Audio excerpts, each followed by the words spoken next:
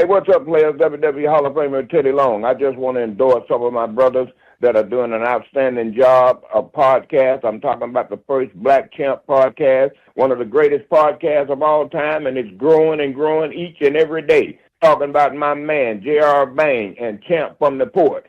Players, you better take a listen to them, and if you don't, I'll have J.R. Bang and Champ put them in a tag team match, and it's going to be a lot of trouble.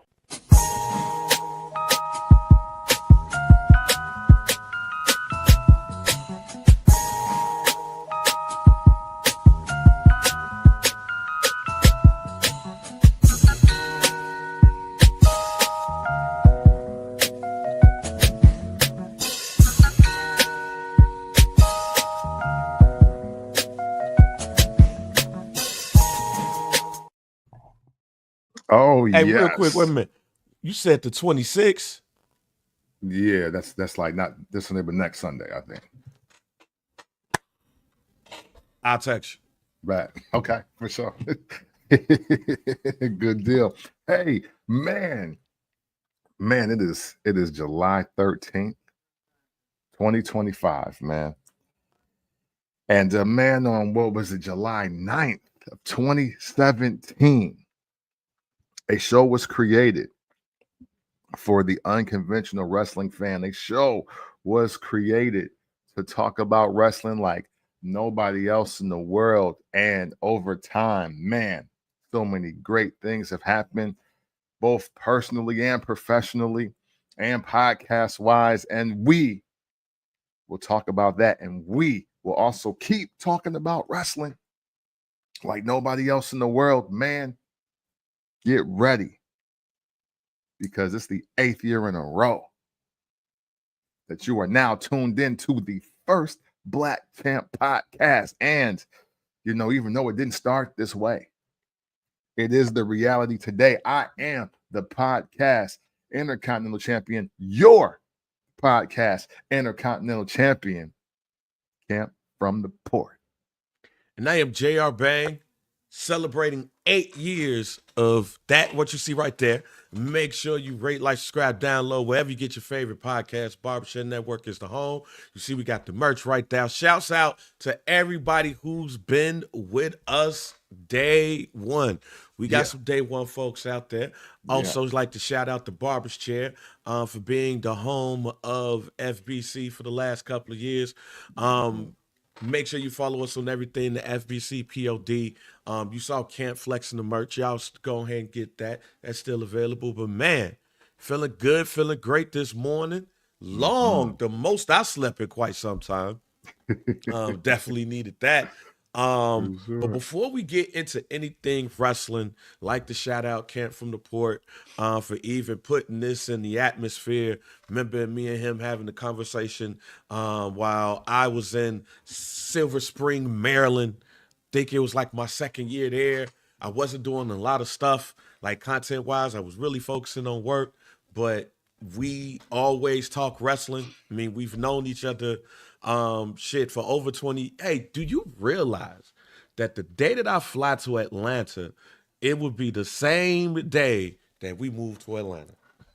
20 years. That is right. So we've known exactly. So we've known each other for over 20 plus years. We have moved to different cities together. He's been doing this from one city, and while I've been in one city, and then he moved to another city. When I moved back to the city, we was doing this over the phone. We was doing this on Clean Feed. We was doing this on StreamYard. We was doing this in other radio studios. We have been doing this for a while. Yes, sir. And it feels like we're just getting started with I remember when we first started and I was bitching, moaning, and complaining about Jinder Mahal. We got new wrestling organizations. We got people that moved around. We got people forking other people in the head. So I am very honored and privileged to have not only a conversation about wrestling with just one of the homies and the closest homies, but also just off of the strength that this is something that we love. It is always great doing content on something that you love and appreciate. So I love coming on this platform every weekend to talk about wrestling to not only with Camp, but to the fans of this platform. Yeah. We thank you. Yes, absolutely, man. That is, and that's so important. You know what I'm saying? It's cool to one come together and do something creatively, right? But then when we can come in and create black wrestling content, because that's the new thing, right? That's the new thing. And you see, we 8 years in as of this week. But man, this has been a pleasure to say the least. Man, even though I don't even know some of y'all faces in real life, and you could walk up and probably chop me across the chest and kick me in the nuts, and I wouldn't know where the hell you came from. But Man, we it's will been beat your ass. yeah, absolutely. Yeah, I'm gonna Like, recover. You dig oh, me? my bad. Like, but man, it's been such a pleasure, man. For everybody that's ever joined this stream, ever been a part of the show, joining the FBC community page on Facebook, Twitter, Threads. I be on Threads heavy now because the just the algorithm is better for conversation, and I be trying to stop watching all the porn I liked in like 2015. But I have not. this is yeah, you know, hey, I have my days, but you know, but man, it's been a pleasure, man. I'll say this. 8 years ago, we started this just kind of to do it. There was no real intention on, it being this, I guess like it wasn't a money play, it wasn't a clout play, it wasn't anything other than we be talking this wrestling shit. People don't really do it like us. We should really put this together. And there were some people that unexpectedly put the battery in our back to do this show once it happened. I remember, and I know Bang remembers this. He was both of my former superior or boss, if you will. Sam Stiles was like, you guys talk about wrestling and it makes me want to watch it, or it makes me want to tune into it. And he was like, and I haven't seen it in years. And that always stuck with me as we started doing this and really started putting it together. I'm like, man, maybe we do really got something here. And we definitely do have something. And if y'all understood the level at which we do this, why we have navigated marriage, new children, houses, divorce, court dates, relocations to different states, sickness. Nigga, we both almost was like, yeah. I don't think y'all understand. Yeah, I think we both been hospitalized once or twice during this 8 years. Let me let y'all know this. All right, we was both knocking on doors. Hey, we was both knocking on doors during this podcast. Yeah. We both got like real sick during this podcast. Yeah. Y'all have, if depending on when you started, Trey was 2. Yeah. Like he was 2, or like going on 3. Yeah. He'll be 11 next month. Like he went from, hey man, I went from, hey Trey, go over there, to hey Landon, go over there, to Liam, go over there. Like so y'all was in the Bang B Skeeting days. Like so I appreciate absolutely. Absolutely, yeah. Hey, I was hospitalized with COVID. And that was a shock to me. They kept me for 3 days. I got checked out I got discharged on election day. I didn't know what was going to happen with me during that entire week. Did you vote that day? Hell no. I was, man, if anything, I wanted to go to that day, the voting booth and cough on everybody that was going to vote for Trump. That's what I definitely wanted to do. Just in case. It is. I was a super spreader. I was tempted. Probably, when you say that, even after all of that, the most shocking episode is us recording and then finding out Kobe Bryant died. Yes. Had to stop it. Yeah, man. That was, I was frozen in time. Your reaction to it, and that was before we were doing video, like heavy. So like when your original reaction hit, I thought something happened to Trey. I thought something happened to somebody in your family. I don't want to, obviously never want to speak anything into existence, but the way you reacted, I was like, yo, what happened? I'm thinking somebody in your household was in peril. And I was just like, oh my God. But Kobe Bryant, just as tragic, just as worse, just as, heartbreaking as all of it. And I wasn't even the greatest Kobe fan, but man, because boy, oh boy, is your mortality in question when you are approaching 40, or when you are, venturing into the world of 40, and somebody 41 has died with their daughter on accident. And obviously the Kobe thing hits hard for me because when I was turning 40, 41, my daughter was 12 or 13. Like, my daughter will be 15 this year. She'll be 15 next month. So we hope. Yeah. Yeah. When we started this, I mean, obviously she don't watch wrestling as much, but she was 6 when we started this. And she's a big Bianca Belair fan. And taking her to SummerSlam though. Us being at SummerSlam with the FBC shirts on, meeting Trey in person, Travell, I'm sorry, in person.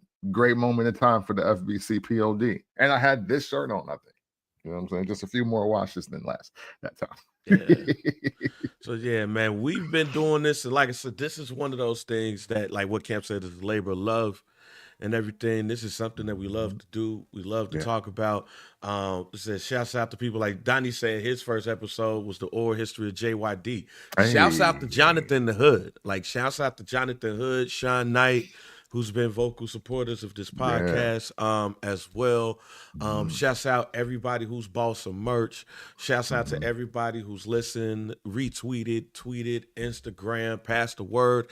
Everybody who's attached to the Facebook pages. Shouts out to, again, Scott, Flows and Company, Barber's Chair, definitely been a big supporter since day one, and then jumping on to the joint as well. Shouts out to everybody who's jumped into the chat. Shouts out to Russ. Even Russ, we might talk a little bit more AEW today, even though I didn't get to see it in full. Gonna watch it today because I saw some shit that was interesting, but I was like, this pay-per-view still on? Like, this is a long ass pay-per-view. Felt like a telethon more than it was a pay-per-view, but we gonna watch it. You know what I'm saying? Matter of fact, Kent, I was all in my 10-year-old self yesterday because I went to see Superman and then got home, watched NXT, and then watched some other shit just to wait for Saturday night's main event.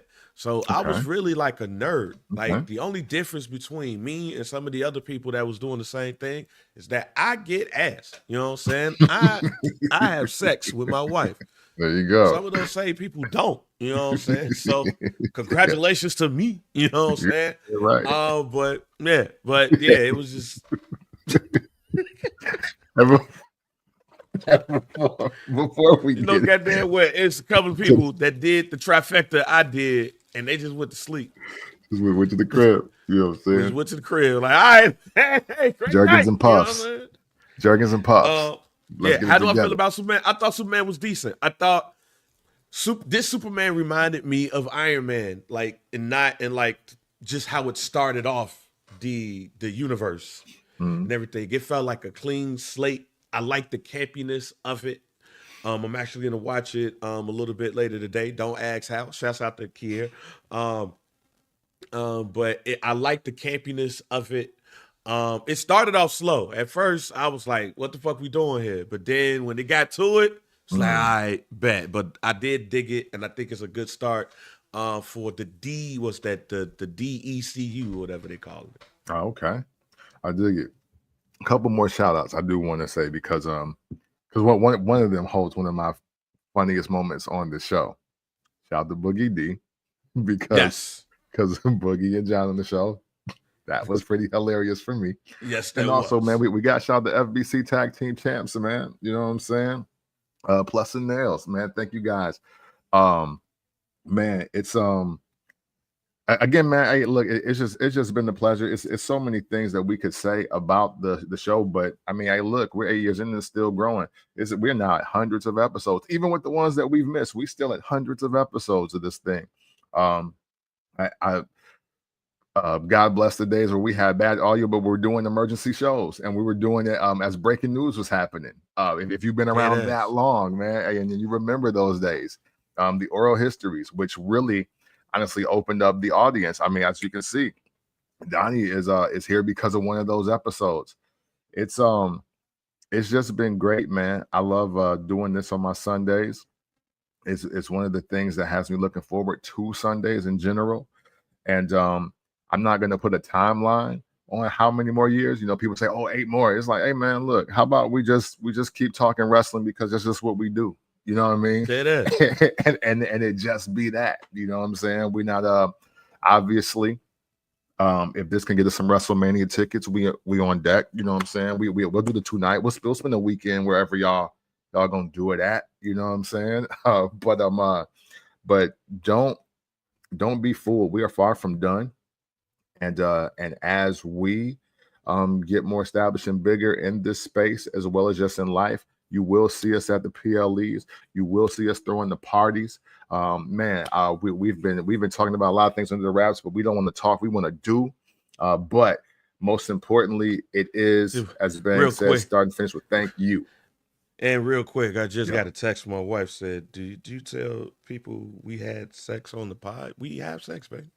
Yeah, I mean, hey, look, man. Hey, look, y'all got 3 children. Like they know. They know. You know, on this podcast. Yeah. On this show. Y'all not millions. On this show. Yeah, on this show. Right. On this show.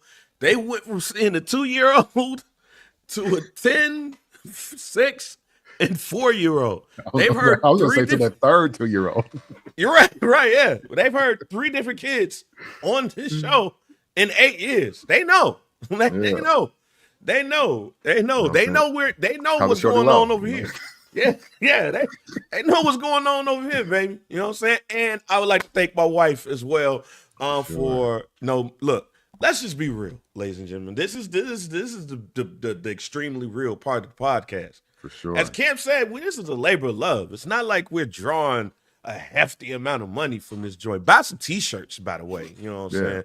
But it's not like that. So, hey, but the wife really could have been like, man, stop that shit. You know what I'm saying? Like, fuck, Sunday morning, why are you doing this? But no, I would love, but I would love to thank my wife for the support that she's given us on doing this content. Like, I do probably 4 to 5 pieces of content a week, you know what I'm saying? And she says you should do more. Like, that's she says you should do more. You know, thing. So I would like to thank my wife for giving the support that we do. I'd like to thank Krista for giving the support that we do this podcast as well. So you know what I'm saying? It's good to have that in your life. You know what I'm saying? But at the same time, they know we. I have a lot of jokes about myself, and I'm gonna chill. But I will say, at the peak of everything, I have never not been supported. And throughout my transitions of life, you know what I'm saying, me being the beautiful disaster that I am, you know what I'm saying? I just want to say that, hey, thank you to everybody that has let me be me, even if it meant being the demise of everything around. Hey, dead ass. You know what I'm saying? You either love me or hate me. Hey, either or. You know what I'm saying? Hey, you know what I'm saying? We gotta bring bars back. Who you with? You know what I'm saying? You know what I'm saying? But no, let's go ahead and get started with the wrestling. Yes. Let's start with Saturday night's main event. Let's start with the top of the shit. Then we'll come down, and Russ, we'll talk about some AEW shit because I got questions. You know what I'm saying? I got questions, but let's start with Saturday night's main event last night at State Farm Arena. Shouts out to one of the tag team champs. He was in the building, A+. I saw that on Instagrams last night. Hey. You know what I'm saying? He was up in the building last night to see Gunther versus Goldberg, Seth Rollins versus LA Knight, and some interesting shit there. Solo versus Jimmy Uso, but we'll start off with Randall Keith Orton. You know what I'm saying? Randall Keith Orton versus Drew McIntyre. I think we both picked Drew McIntyre for this match.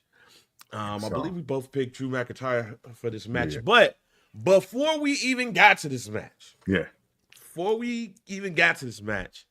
as Camp sits down in Nashville, Tennessee, you know what I'm saying? yeah, you know it. There were rumor that was out there that Jelly Roll might be working out and getting in shape and getting ring ready for a match at SummerSlam. Mm.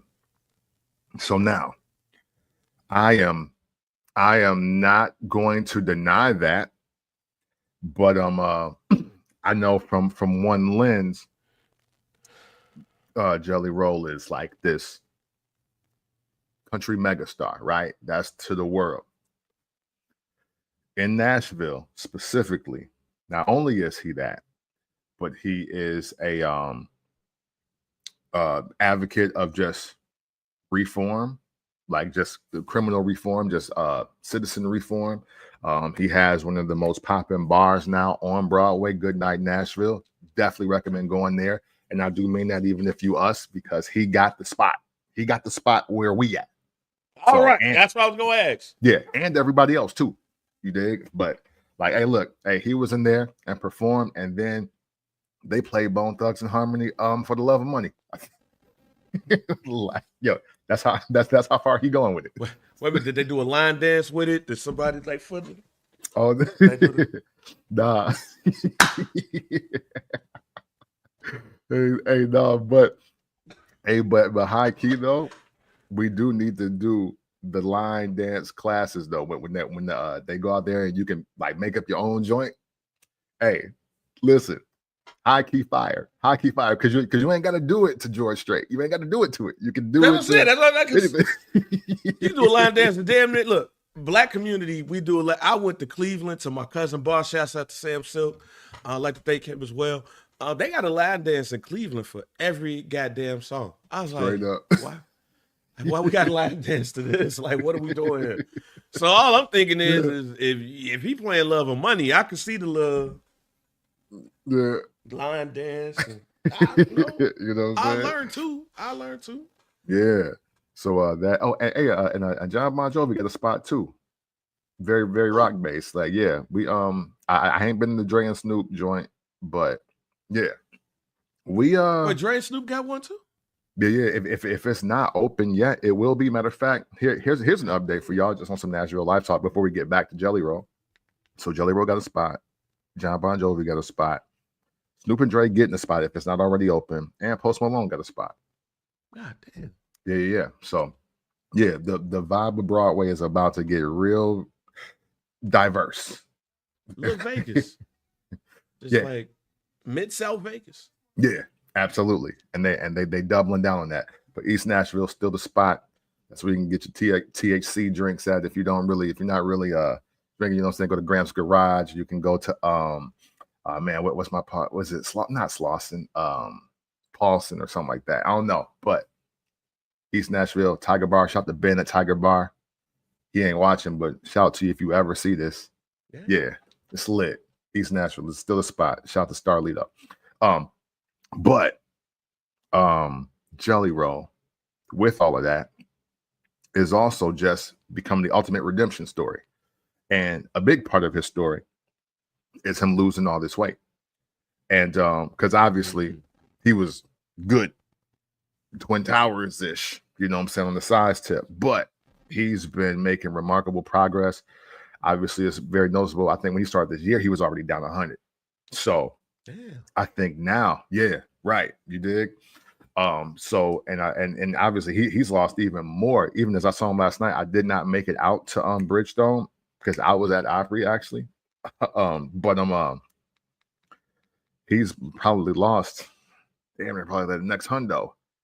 So they're making him more active, and it's definitely not far-fetched. I don't know if it's definitely confirmed night 1 or 2, but if you happen to see the mixed celebrity tag, or if you just getting the one-off from Jelly, do not be surprised. Do not be surprised at all. It seems like that joint is official. Yeah. Especially what happened after the match. It looks like it is going to be Jelly Roll and Randall Keith Orton Mm-hmm. versus Logan Paul and Drew McIntyre. Um, Now, it's just funny how the show goes because you come in thinking or having one feeling, and then you talk, and then you have another feeling. Mm-hmm. I came in ready to shit on this. Like, I came in ready to be like, see, here we go with this shit. And you're right. Like, Mm-hmm. Jelly Roll looked like his clothes was too big for him yesterday. So I Yeah, was like, yeah, Buddy with lost the some weight. But they rocking did the make it Jodeci official. fit too, by the way. Hey, Right, yes. look, hey, white folks may not know, hey, Jelly Roll just like JoJo from Jodeci now. And it'd be funny if you hear him singing "Come and Talk to Me." Like the Jelly Roll version of "Come and Talk to Me" would be hilarious. But it is official, Camp. It is official. Randy Orton and Jelly Roll versus Drew McIntyre and Logan Paul in a tag team match at SummerSlam. I Yeah. came in ready to shit on it. Not even gonna lie. Just like, all right, man, we doing a little bit too much with the celebrity joints. We Yeah. still ain't. And while I'm glad, don't get me wrong, I am Mhm. so glad we didn't get a Travis Scott match. Didn't listen to Jack Boys 2 yet, Brando, but I will. But Yeah, I was for so sure. glad that we didn't get that. Thank you. Yeah, However, for sure.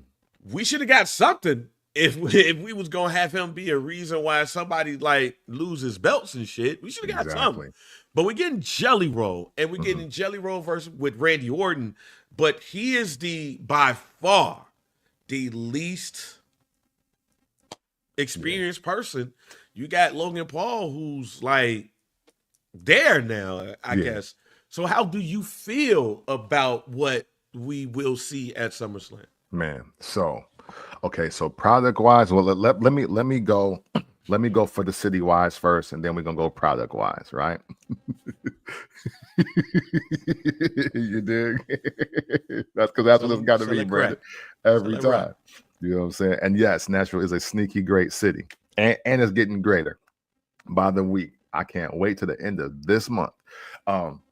But so Nashville wise, man, this is huge. And I say that because Jelly Roll is on fire now. Again, I didn't live in Chicago during the heyday, really, well, the first heyday of R. Kelly or anything like that. And I'm not trying to make some odd parallel here, but what I'm trying to say is that it's different when a megastar is in your city and all the just the attention and the revenue that they bring. Like there's so many people that just travel from literally across the nation, seeing people from Ireland, Australia, UK, like here, you know what I'm saying? And the first thing they want to do, oh, I heard Jelly Roll has a bar out here. Oh, hey, isn't Jelly Roll from here? Like, oh, he lives in Antioch. I need to go out there. Ain't shit in Antioch, but crime. But they want to be out there. And that is, well, I should say crime in the new outlet mall. I think, but um, the point is they want to be here because he's a part of that. So for everything that he represents, which is really great and positive and is not cosplay, you know what I'm saying? Like Jelly Roll is super official, and he's super official with every side of this city. Like it ain't just white country folks that mess with him. It ain't just the transplants that mess with him.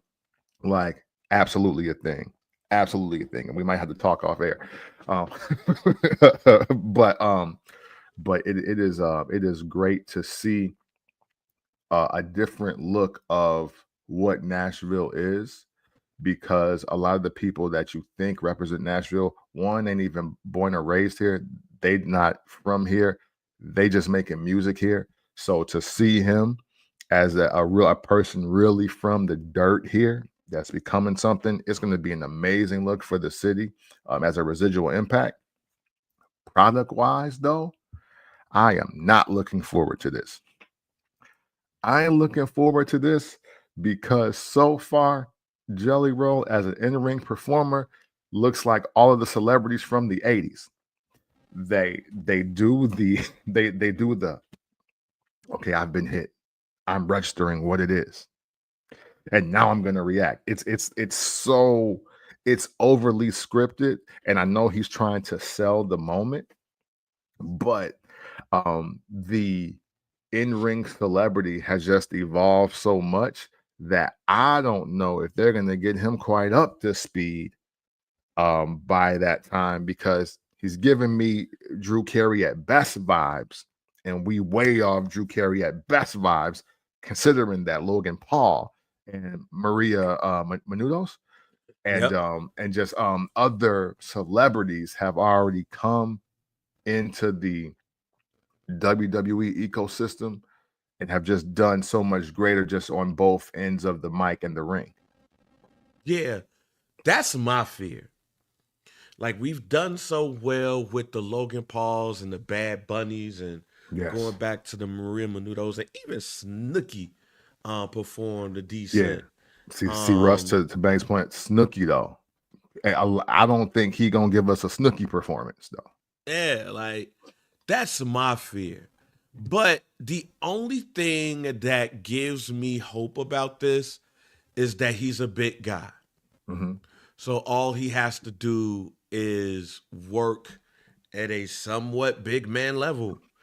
Give us a impact move or two. He should be able to power bomb Logan Paul. He should be able to choke slam Logan Paul. Like, you know what I'm saying? He should be able to body slam him. He should be able to do a big splash. Mm-hmm. I don't want this to feel like a Randy Orton handicap match, but if Randy Orton hit him with the tag, if Randy Orton got an email. Okay. Wow. I was like, oh man, we good.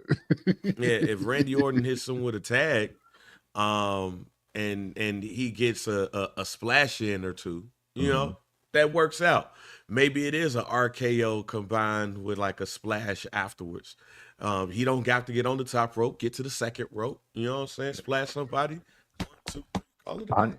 Honestly, for me, y'all, you know what? If we're gonna do wrestling big man, I'm gonna deviate here, and I'm gonna give y'all a wrestler that I think anybody in Jelly Roll's case, whose film he should be watching in order just to give a very solid performance. Rest in peace to the legend John Tenta. You need to get on your Earthquake vibe, because Earthquake did not look physically impressive, but he was surprisingly quick. He did very strong moves. He never chokeslammed anybody, but he hurt everybody. And that is probably more of the vibe that he needs to go into. If you train somebody like the Undertaker, you gotta remember, Undertaker was a very impressive athlete to be 6'10, 6'11. I don't think you need to flex athletic prowess when we are talking Jelly Roll at SummerSlam, especially against Logan Paul. Unfortunately, he's with 3 athletes that are just going to super out athlete him. So I would go Earthquake because of the size. Because, pause if necessary, I'm pretty sure if you put Jelly Roll in the singlet, he'd look like Earthquake. I don't think he'd look like the big boss man at all. And I think watching that again, do the splash, do a couple splashes, a couple clotheslines, corner splashes. That's it. You know what I'm saying? He did a nice block with the quick, you know what I'm saying, with the quick right, whatever that was. And let's keep it there. Let's keep it very low impact. Low flash, high impact to mid impact. And I think he'll look really good. But trying to put him in the new athlete category when he should be just 80s big man, because that's kind of where his mentality is wrestling wise anyway. I think that's the best way to make him look as great as possible with the 3 guys he'll be in the ring with.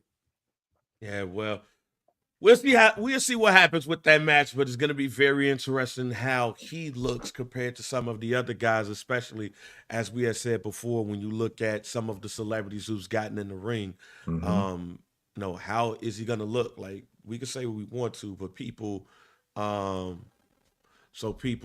do pay attention to that. People do look and see what's going on with that. So let's move on to Solo versus Jimmy, the brothers. Solo retained the championship, but Jacob Fatu made an appearance, an impact as well. Yeah. Solo has his MFT family, my family tree. his My Family Tree group, which is Tala Tonga, JC Mateo, and I'm still laughing at this name again, ladies and gentlemen. It does feel like something off of Mero's place. We got to figure that out. And Tama Tonga. But we don't see Tama Tonga in this group just yet. He's reportedly still injured. But there's that right there. And you see the brothers reuniting. I don't think it will ever be a situation where we will get Jay to be like, yo, I'm gonna help my older and my little brother out here. But it seems like they are continuing this right here. But Russ does make a good point, which is something that I thought about. It's so, and we've talked about this on this show. It's solo on the Tongans. It's solo on the Tongans. Go ahead. No, I was gonna say it. No, at first, at a glance, they was like MFTs. I thought they said MS-13s. I was like, okay, yo, we going way too far. We're going way too far. So I had them know. I was like, oh no, MFTs. Okay, cool. Because it's still like some gang mafia type of boss things, but yeah, it's definitely solo in the Tongans. But y'all know how I feel about this, so I'll let Bang proceed on. Yeah. I mean, hey man, I totally understand where you're coming from on that right there. Because when I first heard it, I was like, wait a minute, what are we doing here? Why are we going a little bit too far here? Solo in the M&F and Tongans. Yeah, I mean, yeah. But yeah, like I mean, it kind of said it. Like, where does this group go? Is this group here to protect Solo for with the United States Championship? Could Tama come back and because I said that too. It's like he called Japan anytime he has some issues. But could this be not Bullet Club, because that won't happen. If it was going to happen, it would have happened. But some sort of group that does represent what we're used to seeing from them, or just New Japan in general, eventually saying, Solo, get your ass up out of here. We run this shit. Right. And then you eventually see a Polynesian war, so to speak. Could this just lead to a Polynesian war where we see the Tongans versus the Samoans? Possibly. I think there's a big swerve coming with Tama for sure. So I'm waiting. I'm going to stand by on this right now. This all looks made for Tubi movie to me, but I mean, I will say at least they're doing the job of making the Solo ascension look realer than what it looked before. With the alternate universe bloodline, I didn't really think that worked well for him. And of course, Jacob Fatu is Jacob Fatu. So then you got that. But now at least you have a faction put together where no matter how you look at them, no matter what angle you see the faction, Solo looks like the star. Solo looks like he run things. And that was the biggest piece for him. And that's why I feel a swerve is coming with Tama. So we'll see. We will definitely see. But other than that, the match, everything about the match, that literally happened exactly how I thought it was going to happen. That everything in that match happened exactly how I thought it was going to happen. And that's a little scary. I've been watching wrestling that long where I was like, oh, I know exactly what's going to happen here. Exactly. Gonna skip Seth Rollins versus LA Knight for obvious reasons, going into the retirement match. And before we even get to the match, as much as I talk shit about Goldberg this past month, NBC, y'all bogus. I don't know if it was NBC fault. I don't know if it was the WWE fault. I don't know if it's TKO fault. But how y'all Tony Schiavone this man? Like, oh no, we gotta go. Like during his retirement talk. Like so that's oh no, we gotta go. soon as the shit went off when I was reading, I was like, oh, they just Tony Schiavone this man. Oh no, we gotta go in the middle of his shit. That was wild, but the match was longer. Mm-hmm. It was actually decent. Is this more of a testament to Gunther and his skill? How they playing the match? Like, this went on longer and better than we thought. Okay. Well, to a degree, though, went exactly how I thought. I said on the predictions, I was like, I'm just trying to see if he get hurt on his way to the ring or trying to complete a move in the ring. And lo and behold, that jackhammer hurt him more than it hurt Gunther. But respectfully, it was a better match than I anticipated. So I won't totally discount it. Now, my only issue, because obviously Goldberg was a high impact wrestler. The thing I have here is that he just looked like Uncle Elroy out there trying to do that spear. And it just got worse every time.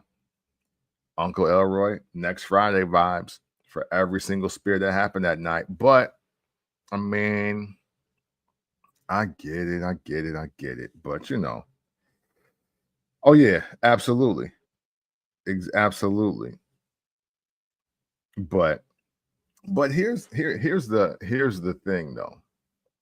Yeah, I'm just saying they should have shortened the match or something. Like, God, if y'all knew that was coming, like shit. Right, because that's the thing. We don't even know Goldberg to have long matches. So if this was totally like, we could have wrapped this up in under 700 seconds if we really wanted to, and it would have been classic Goldberg, vintage Goldberg, if you will, even so. But yeah, and plus you don't know what dude gonna say, and I mean, respectfully, I get there's a legion of people, a generation of people that love Goldberg, but I kind of feel like Draymond Green on this. Like, why we letting homie talk? Like he spent his prime years talking about how he don't really fuck with wrestling like that. So why we we gotta listen to this? So I get both sides, is what I'm saying. Who you thought you was, Kobe? Like, yeah, you know what I'm saying? But we talk about a farewell tour. We don't care about you like that. Who you thought you was, Kobe? Like, hey, Chris Paul about to retire. I feel like that. I feel like when they announced Chris Paul retiring, I feel like Goldberg retiring. Oh, for sure.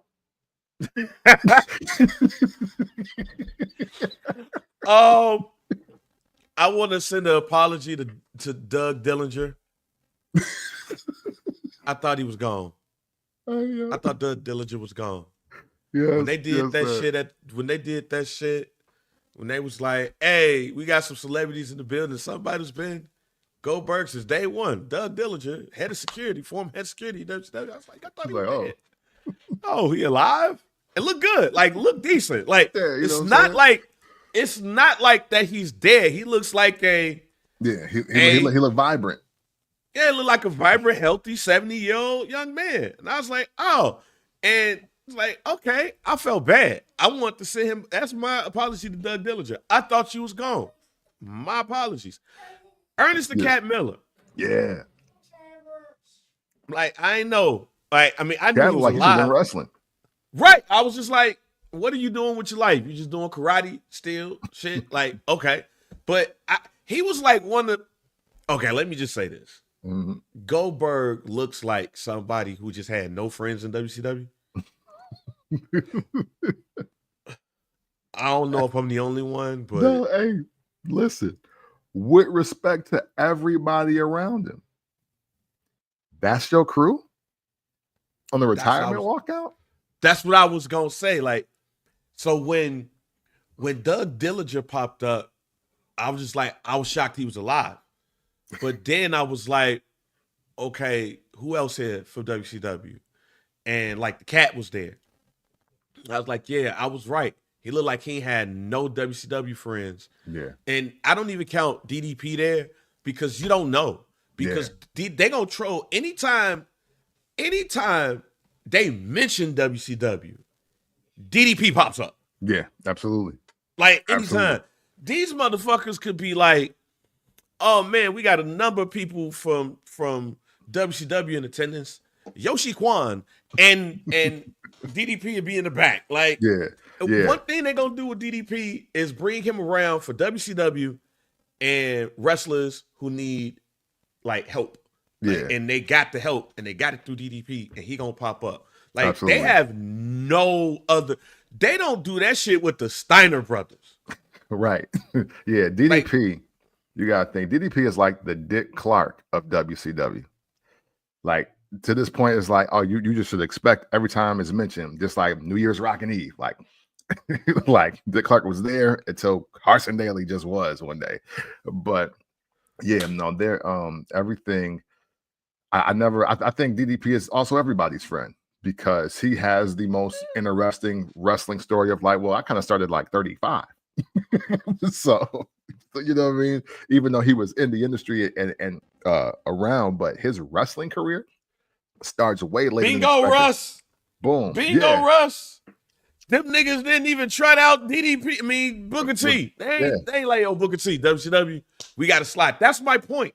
Yeah. So, just like we've been doing for the last couple episodes, got to make the wife happy. Who is DDP in WCW? And any, like, if we were to put, let's do rap. Like, DDP is the who of WCW when it comes to rap. Okay, hey, because I got one. My instant thought, he's the Busta Rhymes, because Busta Rhymes is literally everybody's friend.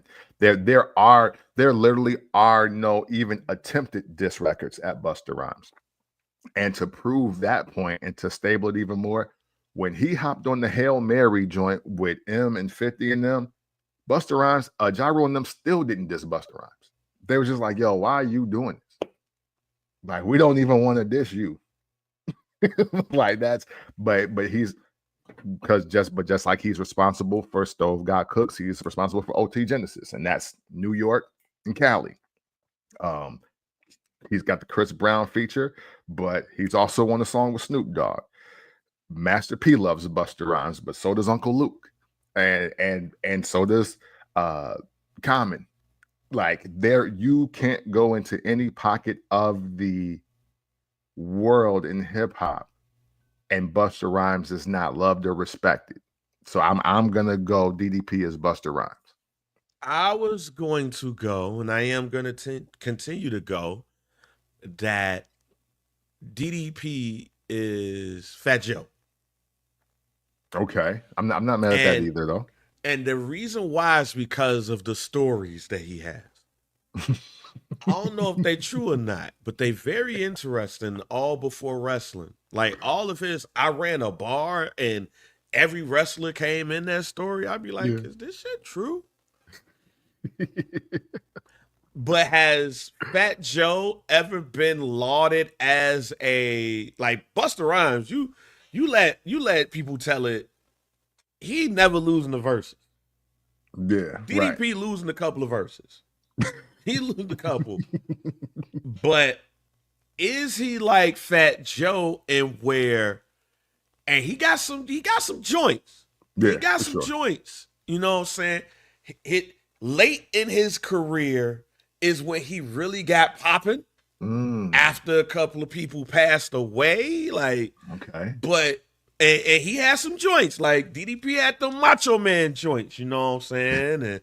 But even though in New York, even though in the Bronx, he was giving you Jealous One's Envy and all of that. And people outside the Bronx didn't care like that. Yeah. DDP was giving you Vinny Vegas. He was giving you the Diamond Stud. We didn't care. Yeah.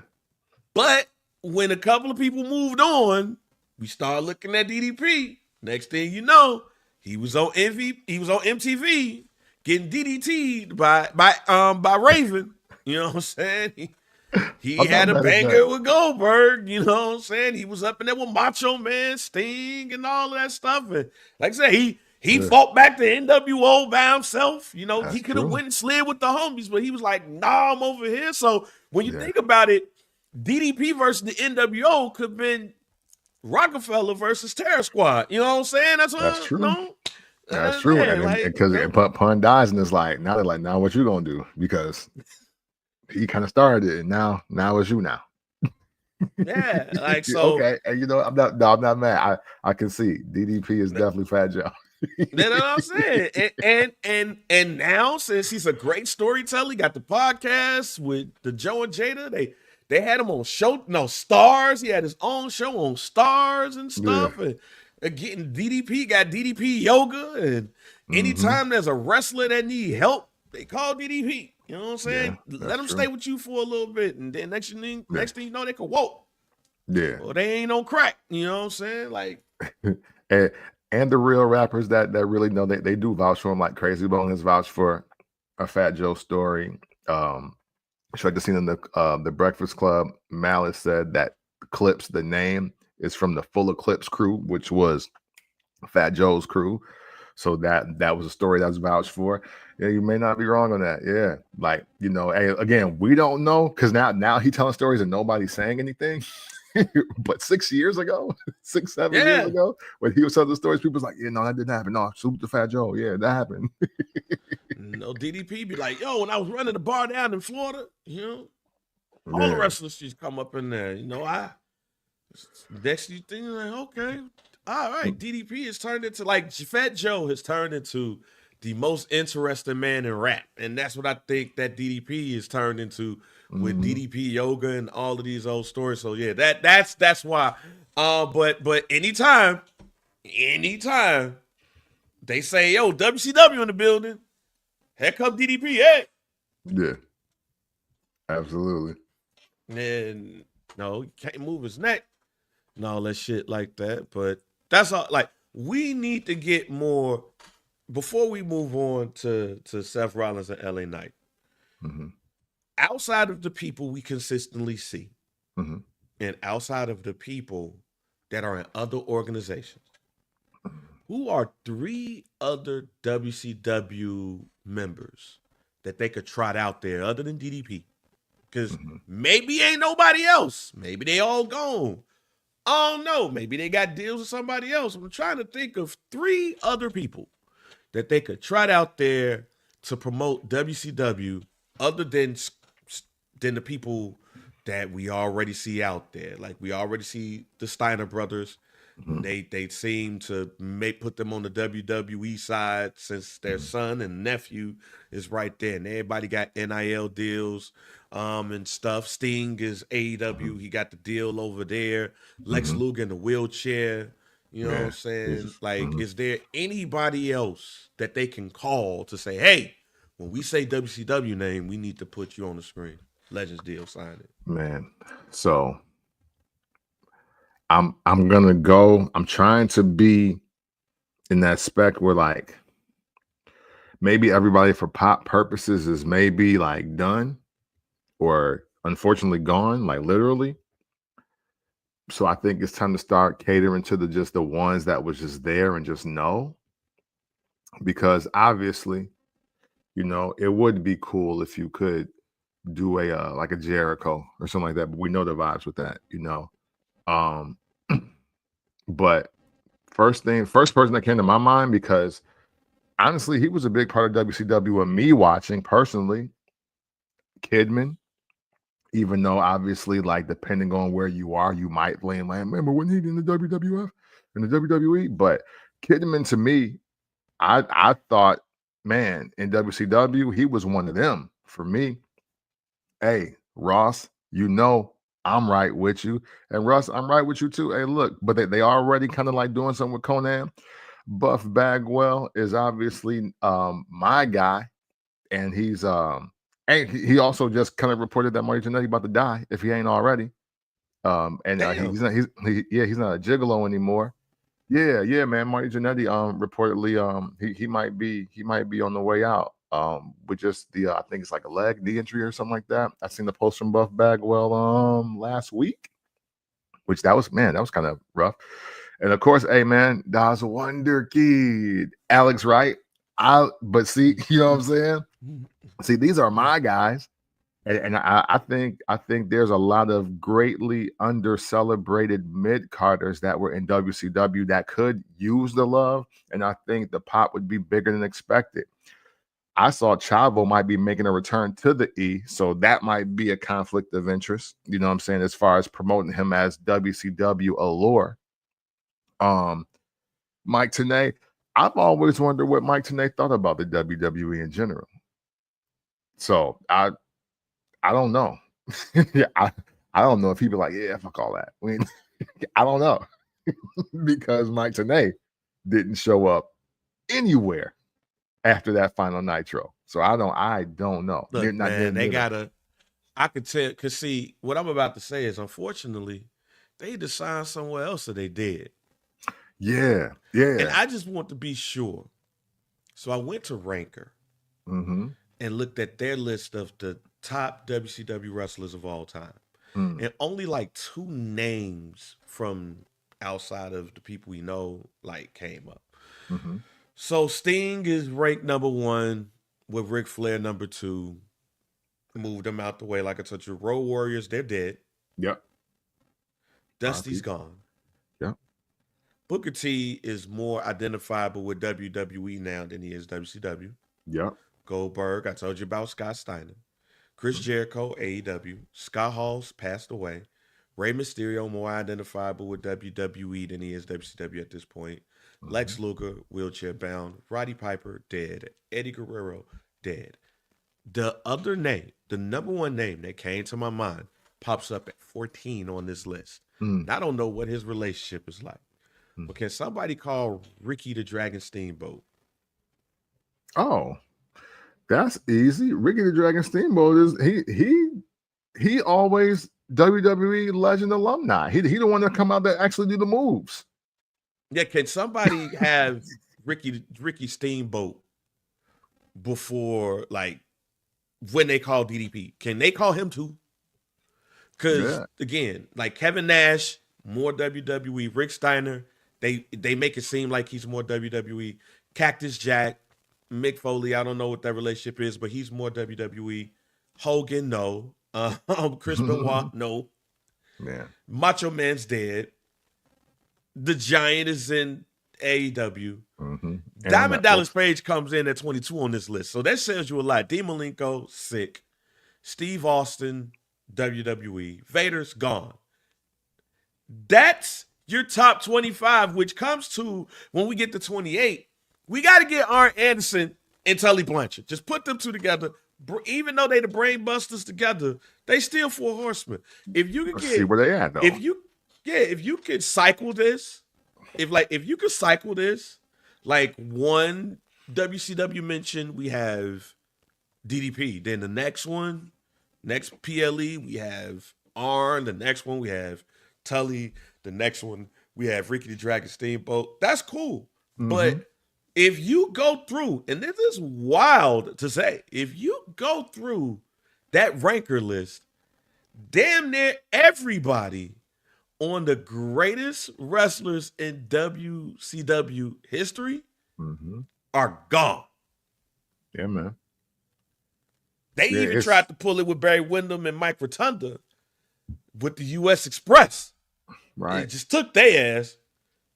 And honestly, and this is obviously never no disrespect to Barry Windham. You know what we are on this show for the last 8 years.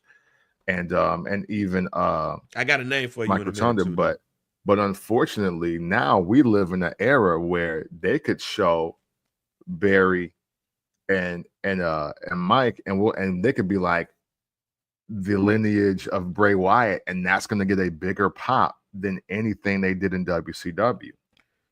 So that's not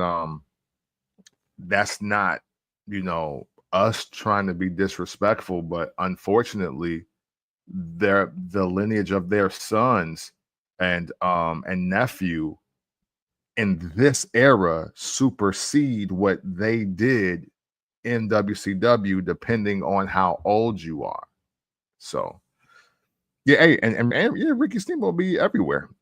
To be honest, like, Hey man, hey, where Nikita Koloff at? Is he okay? oh Can we get man, Nikita? yeah, hey, Can we put Nikita in this WCW rotation?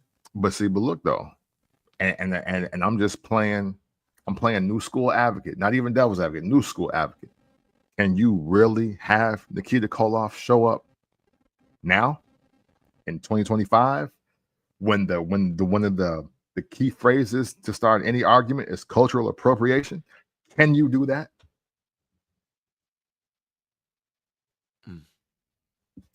See, that's the other But part. He changed his name. He changed his name to Nikita Koloff. Right, but they can't be like the Russian superstar. I mean, they look what the WWE can do. What the WWE could do is just simply be like, yo, this man did this and did that during this time. Nikita Koloff, and all of the old marks gonna pop. Like the new generation, look, Russ, I agree with you to a point. And here's the point. We didn't necessarily care when they was bringing out Butcher for Shine out here with one leg.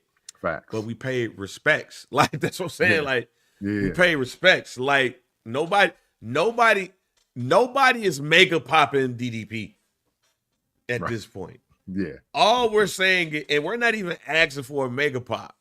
What we're saying is you got to start cycling through the people that are alive for WCW and stop trotting DDP out every time you have a WCW person at an event or you mention WCW. Ming is you could bring Haku. Yeah. You know what I'm saying? His son's there. You know what I'm saying? I think Bobby Eaton's still alive. I think he's still alive. You just got to Conan. Where Conan at? Yeah, hey, we got to bring Conan out for only Mexican matches. You only got to bring him for Lucha Libre right now. Hey, Conan is only out here to do documentaries and talk about shit he don't fuck with in wrestling today. But no, Bobby Eaton, unfortunately, we were here for we did the show on it, I think. But no, he died like 3 years ago. Oh, yeah, I forgot. Damn. Yeah, beautiful Bobby. Rest in peace, a legend. Yeah, hey, Gigolo Jimmy Del Where's Juventud? Where's Juventud? Where's Juventud? Now, Air Hoovy, I will pop for. I will. Like, where's I'll pop for Air Hoovy and Kidman, Alex Wright. We just need the cycle. We just need a cycle of this WCW. Yeah. We got somebody in WCW in the building. And we just Conan was they just bought him, so bring Conan up. That's all we're saying. But see, the thing is though, go ahead. Conan is gonna rep AAA. He ain't gonna rep WCW. That's the other part of it. My bad. But that's the other part of it though. Unfortunately, the Eric Bischoff era of WCW got a lot of those wrestlers not messing with WCW like that. Unfortunately, like they don't want to carry the flag like that. That's the other problem. Eric Bischoff. All I'm just saying is we got to cycle through the people that's alive and not signed. If you're going to mention WCW, I'm just saying is stop bringing just DDP out. Look, bring Doug Dillinger out. We were shocked he was alive. When he did that shit, I was like, yo, he's alive. And he looked like he okay. Looked like he healthy. And then he knocked on the door. So that means that's going to be the last time we see Doug Dillinger. That's what that means. Marlon, you bring Disco Inferno out there, you're going to get him slapped by Cody Rhodes. You don't want to do that. You don't want to do that. Like, hey, yo, Disco Inferno show up in the WWE, Cody running down on him ASAP. like he getting ran down. Gonna look at Cody gonna be like, Cody gonna look at Triple H like, yo, you brought who? Oh no, I'll be right back. Hey, where we at? Okay, back. I'll be right back. Hey, where dude? Yeah, this back. Back. By catering. Okay, back. Motherfucker gonna knock that plate out his right. Knock that plate out his hand so quick. Yeah. Oh, we're grown. We're older now. No, it's on site. All right, Yeah. Seth Rollins versus LA Knight. The match ended a lot shorter Yeah. than it was supposed to Yeah. due to an injury, an unfortunate injury to Seth Rollins. Same knee that he's had issues with in the past. Yeah, man. No, I have not seen any official word on the status or what may have happened to Seth Rollins, but if it is something outside of a sprain or whatever, if it's a torn MCL, that could mean some months on the shelf, which would also mean that with rehab and everything, he probably would not lose a lot of time, and you could keep that money in the bank on him. Mm-hmm. But if it's a torn ACL, and yeah, we're hearing torn MCL, but don't want to say anything until it's official. But if it is anything worse than that, that could mean some time. But a torn MCL in wrestling could mean a handful of months, which means he probably would not have to change some things. Yeah, Shouldn't necessarily have to change massively. For sure. However, it does move some things along. Maybe the Money in the Bank was going to be cashed in sooner. Maybe it was going to be a big match at SummerSlam. Like when you saw what you saw with Seth Rollins, what were your thoughts, and how do they move forward with this situation? Man, well, on the impact and the injury specifically, unfortunately, I didn't really know how serious it was until he went to the corner and was like, "Hey, Paul, nah, like this ain't it." And the ref came over there because something very similar happened. I want to say, wasn't it last year? If not, like towards the end of 2023, with his knee. Yeah, because no, 2024 was his back.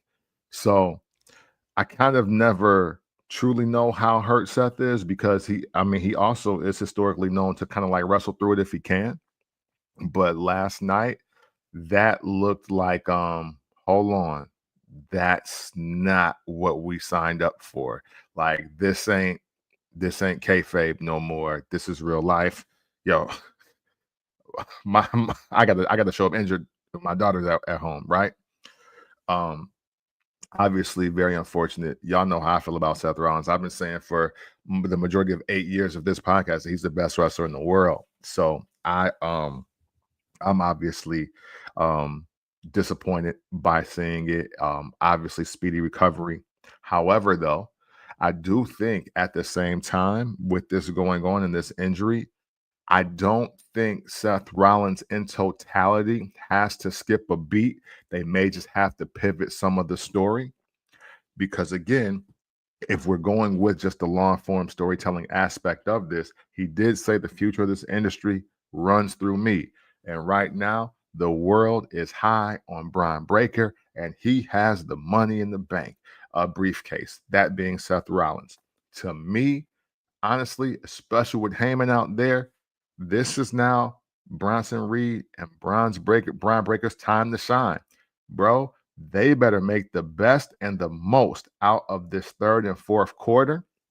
And if for some reason we are in a state where Seth Rollins, maybe the injury is worst case scenario, the injury is more severe than we thought, and he won't make that deadline to when he wins it. My guaranteed hope is that he would go out there with Bron Breakker, bash whoever over the head with that briefcase, give it to Bron Breakker, let him cash it in, and let him take that belt because it's still in the fam. That would be the thing that I would want to see more than anything if we have to play that role.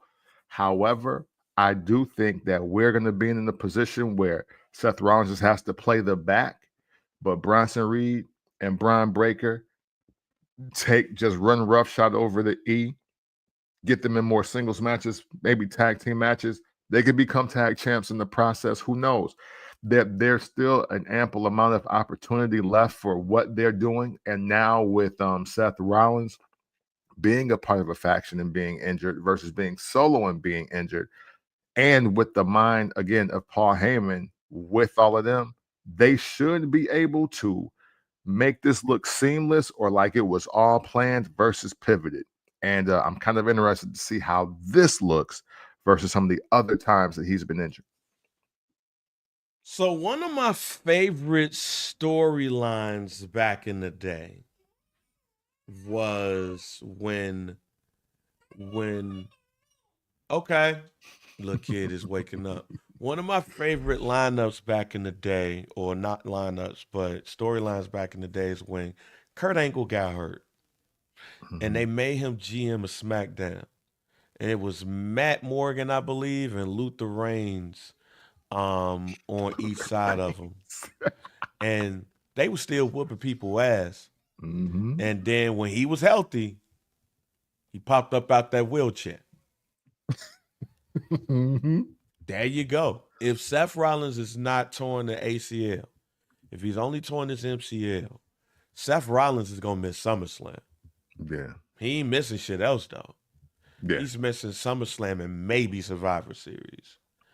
Maybe Survivor Series. But he has the money in the bank. He has that for a year. And with that being said, it's just simply let him still talk his shit, put his dogs out there, and let them go rapid. Okay, Mark Jindrak. I knew it was somebody. It was one of them. Luther Reigns and Mark Jindrak. One of them. Now on the flip side of things, here's something that the WWE can do, depending on how long he's out. Here's what they can do. Cody has talked about or sent out a tweet a couple of weeks ago, basically telling people to hold on. Things about to get a little, Everybody made a thing about Cody whispering or Seth whispering something to Cody. When Jey Uso, I think, was coming down. It wasn't necessarily on camera, but somebody saw it on Instagram. I'm just throwing it out there. Not saying this is something I want them to do. Just throwing it out there. What if Paul Heyman said, I knew better than to align myself with some injury-prone ass dude?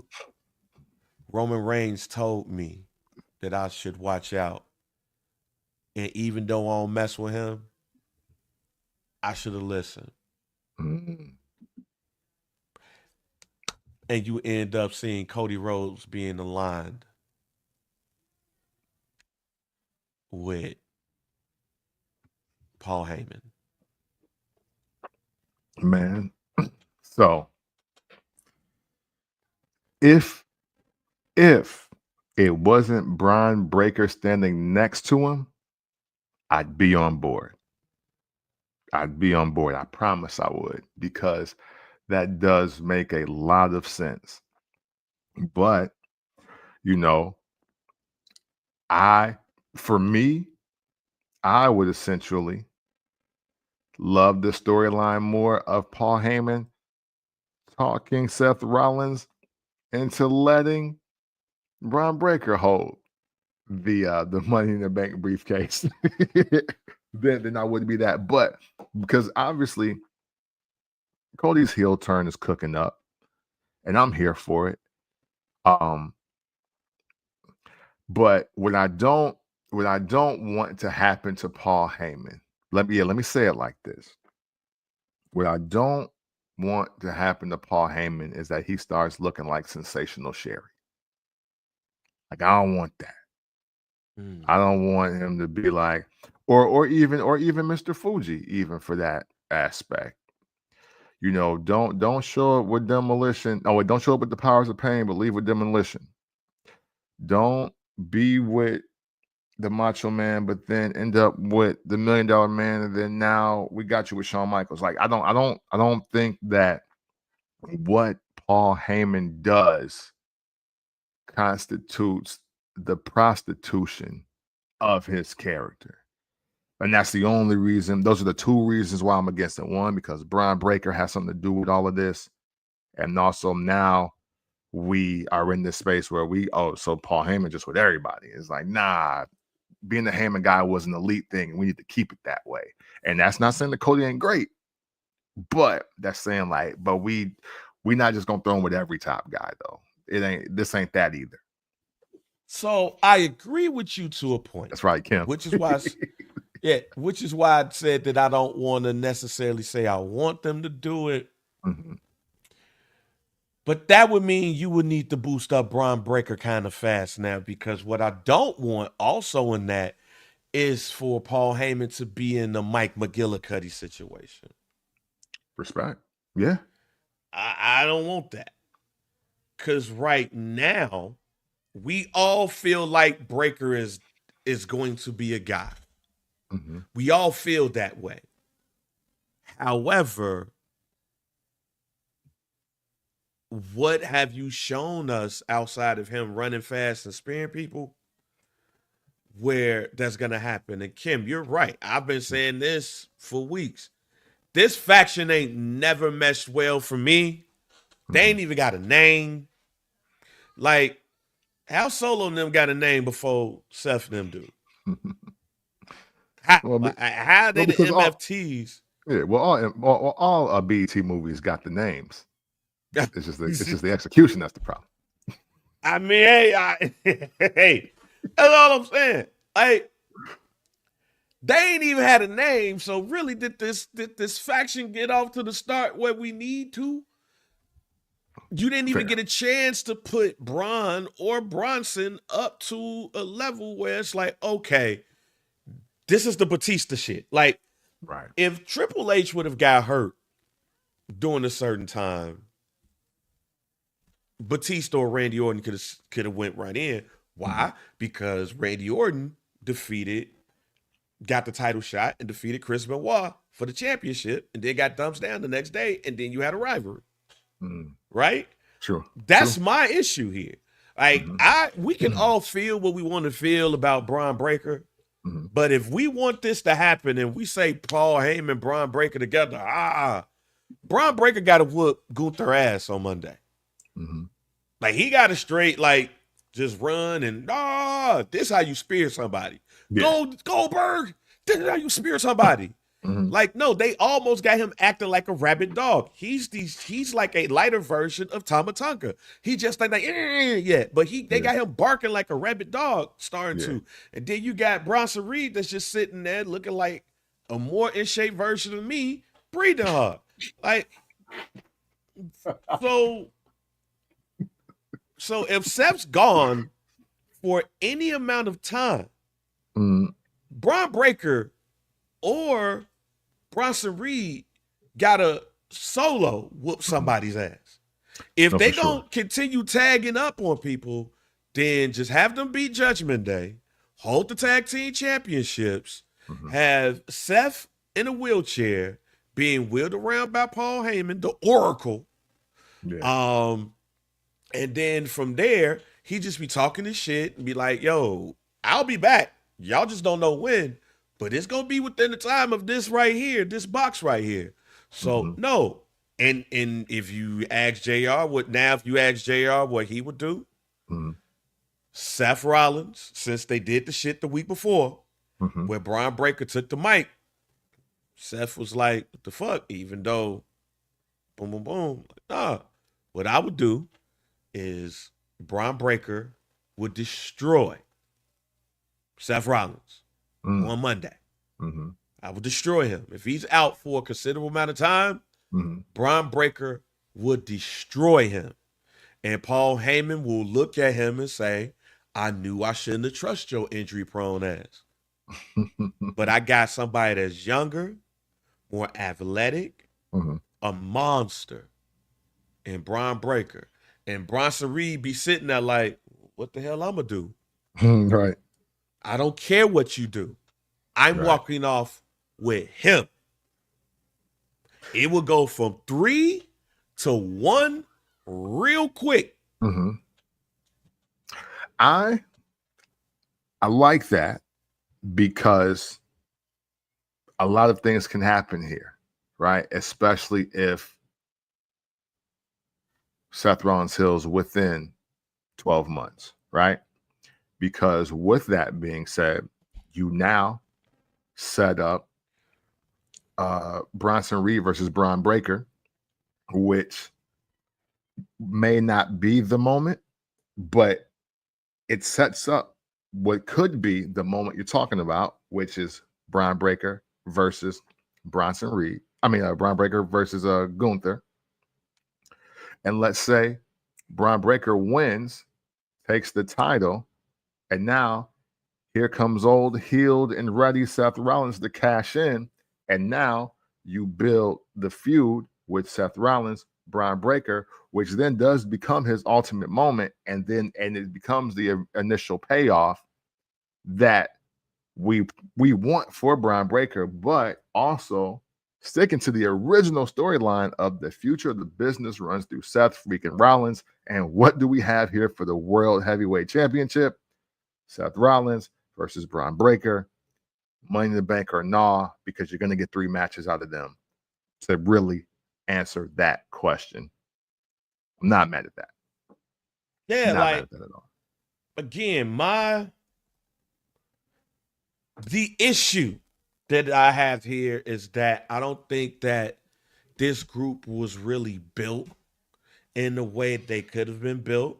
Mm-hmm. And now somebody is hurt. But if we go in there, just destroy him. Mm-hmm. Just destroy him. At this point, now you just got to destroy folks. Mm-hmm. Beat the shit out of them. Make the same way that we thought that Bronson Reed was going to be a monster after what he did with Seth. Yeah. That's what needs to be done, and Braun Breaker needs to do it. I got you. If he's out longer than the time it permits for the Money in the Bank. Mm-hmm. If not, you can still run that with 2 mouthpieces, pause, and 2 monsters, pause. Mm-hmm. And still do your direction. Yeah. But I don't think they need to bring anybody in to replace Seth. But if they do, you're going to have to whore Paul Heyman out. And the only one that makes sense is Cody Rhodes, since Cody's the one who said his time as a face is almost over. You don't need 2 monsters, because that's the other thing. You don't need 2 monsters with Paul Heyman in this case. You need 1. Like that. And when you look at groups, this was always my problem with this group. Mm-hmm. You had 2 monsters in Seth when it should have been the workhorse, the monster, the person that takes the pin, the leader, the manager.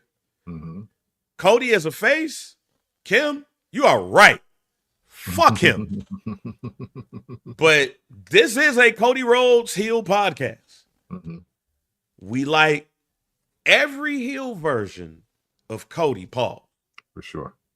This pod here has always supported Cody as a bad guy because we feel like he gets his joints off better as a bad guy telling you that you ain't shit. Yeah. And I'm above you. Yeah. I ain't my daddy's son. I got money. I was raised with it. And I'll fuck your bitch. Like, that's the Cody we like. With Cody and Paul, first of all, Paul would damn near anybody but Mike McGillicuddy is magic. But with them two, at heel is magic. You don't call Roman and try to do something else. Don't call somebody else. No, it's either you put Cody and kick Seth ass out and run the same play, or fuck Seth, fuck Bronson. I got a monster and Braun, and we gonna take this to the top. Because if you keep both of them together, it reads of a shorter, smaller version of the Twin Towers. Yeah. And not for nothing, I don't know if anybody else feels like this, but for me, watching this pseudo faction take place, Bronson Reed has not looked as menacing, has not looked as big, has not looked as strong as he did when he was solo coming out there just tsunami and everybody to death. And I wonder if that's actually hurting him in the aspect, because he doesn't even look like the power guy in the tag matches to me. No. Like everything about Bronson Reed specifically in this hasn't been as polarizing. It's almost like, even just under the act of monsters, even if they were to replace him with somebody else, it would look more menacing. Dare I say, and I'm totally wilding at myself for even thinking this, I almost think Braun Strowman would be a better fit next to Seth Rollins, Paul Heyman, and a Brian Breaker than Bronson Reed is. And I didn't expect that. I mean, but see, that's why I didn't like this joint in the first place. Because again, you need your leader, you need your workhorse, you need your monster, you need the person that's gonna take all the pins, and you ain't got that. Yeah. You just got two big ass dudes with Seth, and now that we're gonna see him out for a considerable amount of time, now you're wondering who is who and what is what. Yeah. Since we're thinking about who and who is what, just discard it. I got Braun. That's it. No, for sure. If Seth Rollins is out for an indefinite long amount of time, if he's not, roll his ass out there, have him talk his shit, go look at Kurt Angle on SmackDown and look what he did, and you can still do it. There's no but at some point you need to get another person. Paul Heyman a couple of weeks on Raw, weeks ago on Raw, did say that Seth was looking at a plan B. What is plan B? Just move. Now we need to see what a plan B is. If Seth Rollins is hurt the way it looked like he's hurt, what is plan B? Is there really a plan B? Was that just storyline talk? Or is there really someone or something that could come and be the plan B, similar to how Seth Rollins was the plan B all along when it came to the Shield breaking up? I mean, he's always been like plan B. He's the pill that keeps everybody from not getting pregnant, Seth Rollins. But now, who do we have in this situation? Yeah, and to your point, if the injury is 3 months to maybe 4, then let's just stay the course. If we're getting to a definite 6 months to maybe 8, then we need to pivot. So it will be interesting to see, because I think there's still a lot that can be done because of all the things. Like, what makes them a bad faction actually can play into a really great space in this scenario, because now you have one man down and now 2 got to get over. So, and even though Saturday night's main event ended the way it did, I literally said that the best thing for LA Knight would be to have a feud with Seth Rollins. And unfortunately, we were on that trajectory. It's not going to quite happen now, but at least Saturday night's main event ended for LA Knight with him going over on Seth Rollins, which is the Money in the Bank holder, the future of the WWE running through him. And for me, makes it an even better situation for LA Knight to not only come to Raw, but maybe even feud with Bronson Reed as a way of him taking down the faction one by one, with the end result being him versus Braun Breaker. And I just hope it ends up better than what I see in my mind. Yeah. And now there's a couple of names in the chat. What if LA Knight is the plan B? Nah. I don't. Nah. Yeah, it's just not going to work for. It's unfortunately, it's not going to work for LA Knight, because LA Knight got hot when the tribal chief was the hottest. Like, sometimes it just don't benefit you, right? Much like because I think I saw Sami Zayn's name. Sami Zayn, another one. Some wrestlers just get themselves hot because the people really just love them like that. And Sami Zayn, LA Knight are two prime examples of no matter who's the champ, no matter what the main storyline is, I'm here, I'm doing me, and it's working. So the problem with LA Knight is he don't win high profile matches, but hopefully last night is the start of that changing, because that's what he needs. LA Knight needs to win matches that matter, and we back to the races.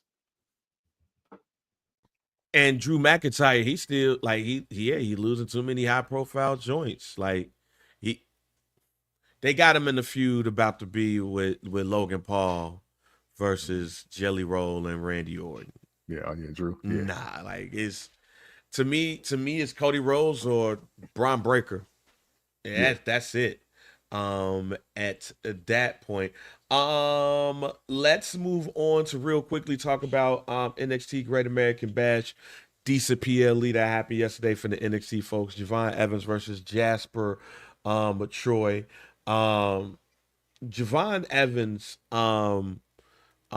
yeah, like NXT got a lot of stuff that's dope that's going on right now. And Javon Evans and Jasper Troy are both of them. Jasper Troy just won the first season of WWE LFG. Javon Evans, the young OG. See if that propels him to get a big push. Because I think somebody on this roster is ready to go to the main roster, depending on when they want to bring them up. The Nubian Queen, Sol Ruka versus Izzy Dame. Ruka retains. Funny, shouts out to the big homie Kazim. Did an interview on their Ringer podcast, did an interview with Sol Ruka, and they talked about how people were surprised she's black. Oh, yeah. Yeah, you know what I'm saying? But she black, Nubian Queen. You know what I'm saying? So shouts out to her. When it Ethan Page versus Ricky Saints, two wrestlers that I don't believe that belong in NXT. Wrestled for the North American title. Ethan Page won it, so maybe we will see Ricky Page up there. And quite honestly, the loser should be in that Seth Rollins group. Hey, listen, with it. You know, hey, y'all know how I felt about Ricky Starks. So hey, so there we go. Exactly. Obafemi versus Yoshiki Amura in Amura. Obafemi wins. Obafemi don't need to be on the main on the NXT roster either.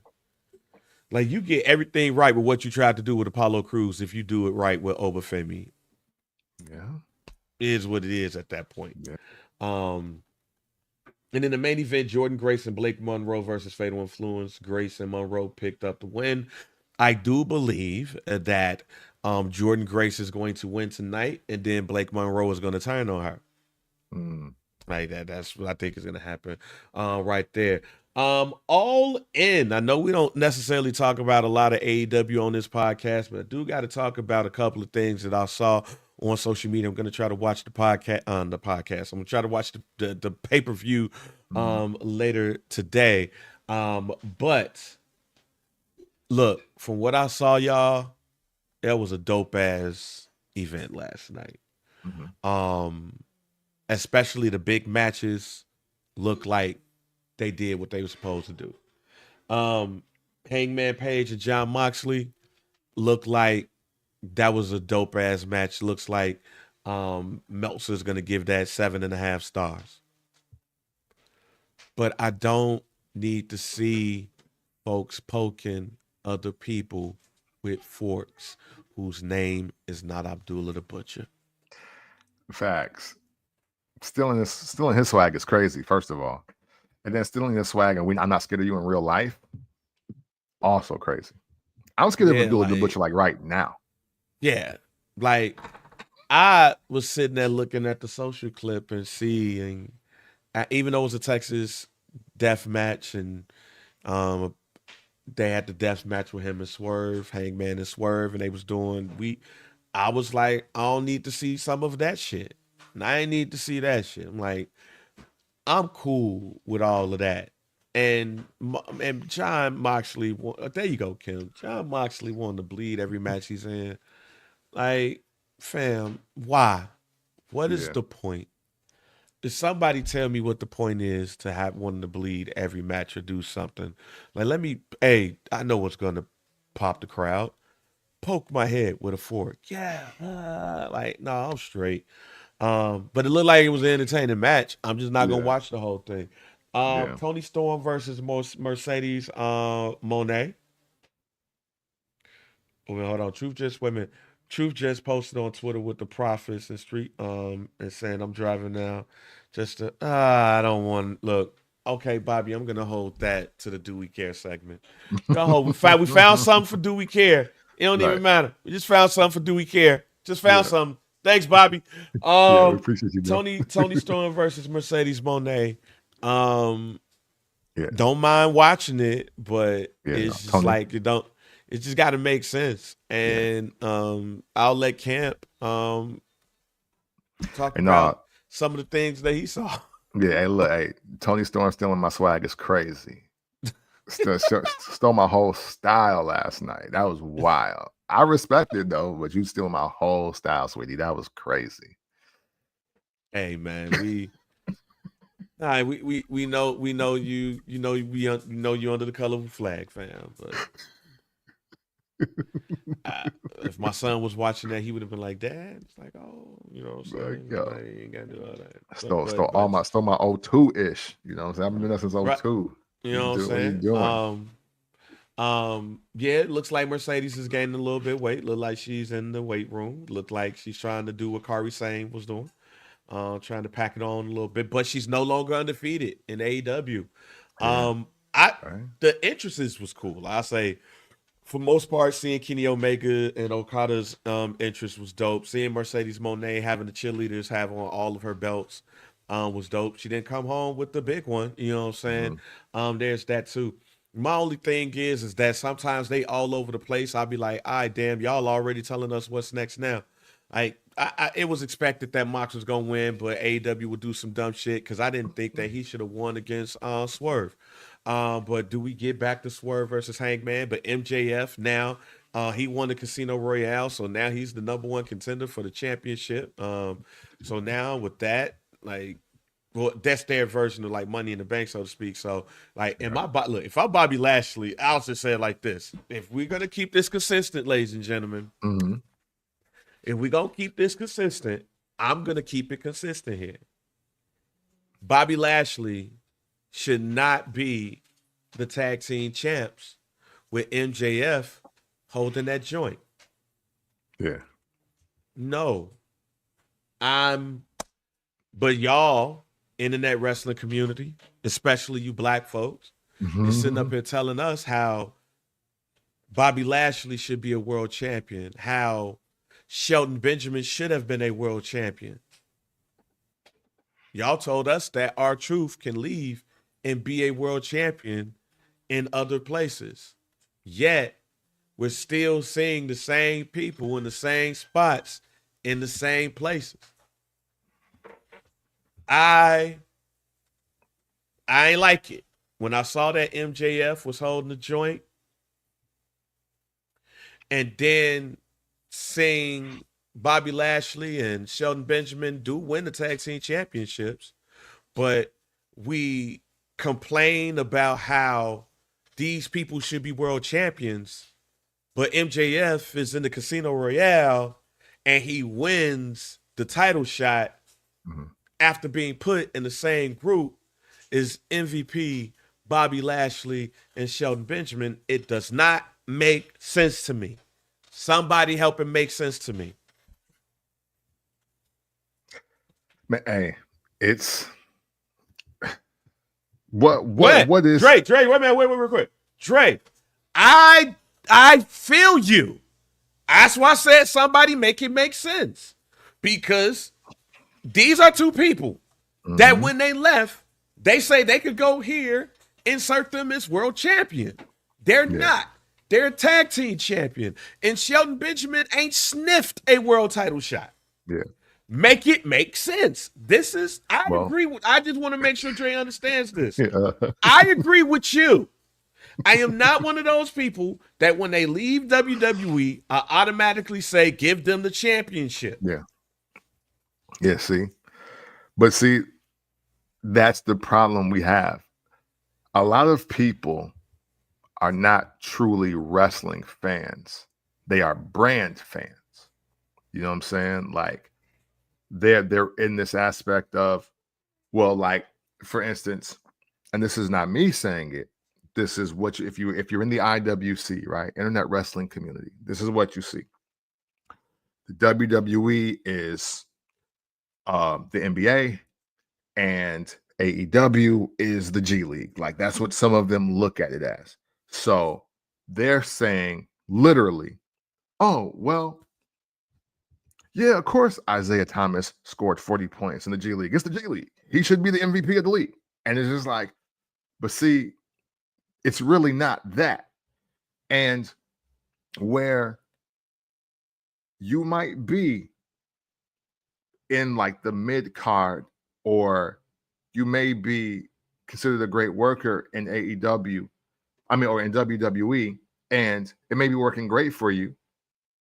And because people are sad to see you go, that doesn't mean that you're just going to go to an AEW or a TNA and you're automatically the champ. Like it does not work like that. Everybody has an ecosystem. Everybody has their money people. Like we're watching, for instance, Mercedes Moné. I don't know if Mercedes Moné is making AEW the kind of money that she may have been making the WWE as Sasha Banks. We just don't know. And if the focus is supposed to be young talent, if it is supposed to be the focus of the next generation and the people to lead the charge and lead the way, keep that same energy no matter who is going where. Yes, Kim, exactly. Ricochet. A lot of y'all said the minute Ricochet was going to take his wife and go home, that, oh, he should be the AEW champ in like 2 weeks. They should just have him winning that All Out or All In or whichever one it was around that time that he was going. I was like, no, he ain't even proved to be one of the great Intercontinental champions where he left. Like, if he was that great at being a world champ or at a top tier champion, then divisions like cruiserweights and 205 Live don't suffer. Like that, you still have to be you still have to be box office. One of the most important quotes, and I'm gonna let Bang take over because I'm gonna pivot again. One of the most important things said this year about any aspect of sports came from Magic Johnson this year. When Stephen A. Smith flat out asked him, "What is a superstar? What makes a superstar?" And Magic Johnson's answer, which is undefeated, answered, and I'm going to respect Magic Johnson forever for this answer because he's absolutely right. He said, when the name alone puts butts in the seats, that's a superstar. So respect to everybody, but just because you make $100 million in the NBA, it don't mean that you're a superstar. Just because you might be the leading scorer on your team, you might have a breakout season, you're having a great storyline here in this NBA playoffs, that doesn't make you a superstar. Superstars, oh, Michael Jordan playing or Michael Jordan in my city, I'm going there just because. You don't have to know nothing about basketball to know that you want to see Magic, Bird, Jordan, Shaq, Iverson, Kobe, Bron. Like the name alone was like, okay, I'm outside. That's the same logic applies here. Y'all love Ricochet as an example, but you not going to a WWE or AEW or NXT event just because Ricochet's on the bill, and that's why he won't be your champ in the next 2 weeks. Y'all made the same mistake with R-Truth, talking about, oh, he could be the TNA champ. How? You ain't bought no ticket to see R-Truth ever. And that's the problem. You rather see R-Truth be a clown. Like, call a spade a spade. Yeah. You rather see him a clown. That's what y'all rather see him as. And that's why, again, Dre, they are old. But at the same time, when you look at some of the ages of the people that are currently at the top of cards, they ain't that far off. So I do see what some people are saying. What I'm saying, however, is that if you going to, excuse me, shouts out to the Great Pop. Here's what I'm saying. Just as loud as y'all are saying that those guys should be future world champions when they go to this organization, you should be just as loud when you see MJF be the number one contender. You should be just as loud when you see some of these people get title shots. And you should be just as loud when they don't win. I am not one of those people. I am a let the storyline get to where it needs to get. But I am also a Bobby Lashley is the star. Shelton Benjamin is still got time to be a world champ. They should not be the tag team champs.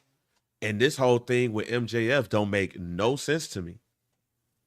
I ain't saying they got to be like Owen Hart with the Nation of Domination, but it makes no sense to me if they're the Hurt Business, they're the tag team champs, and then you say that you don't want them in the group, but then you say, all right, come on in, and now you the number one contender for the championship that you probably should have in the damn first place.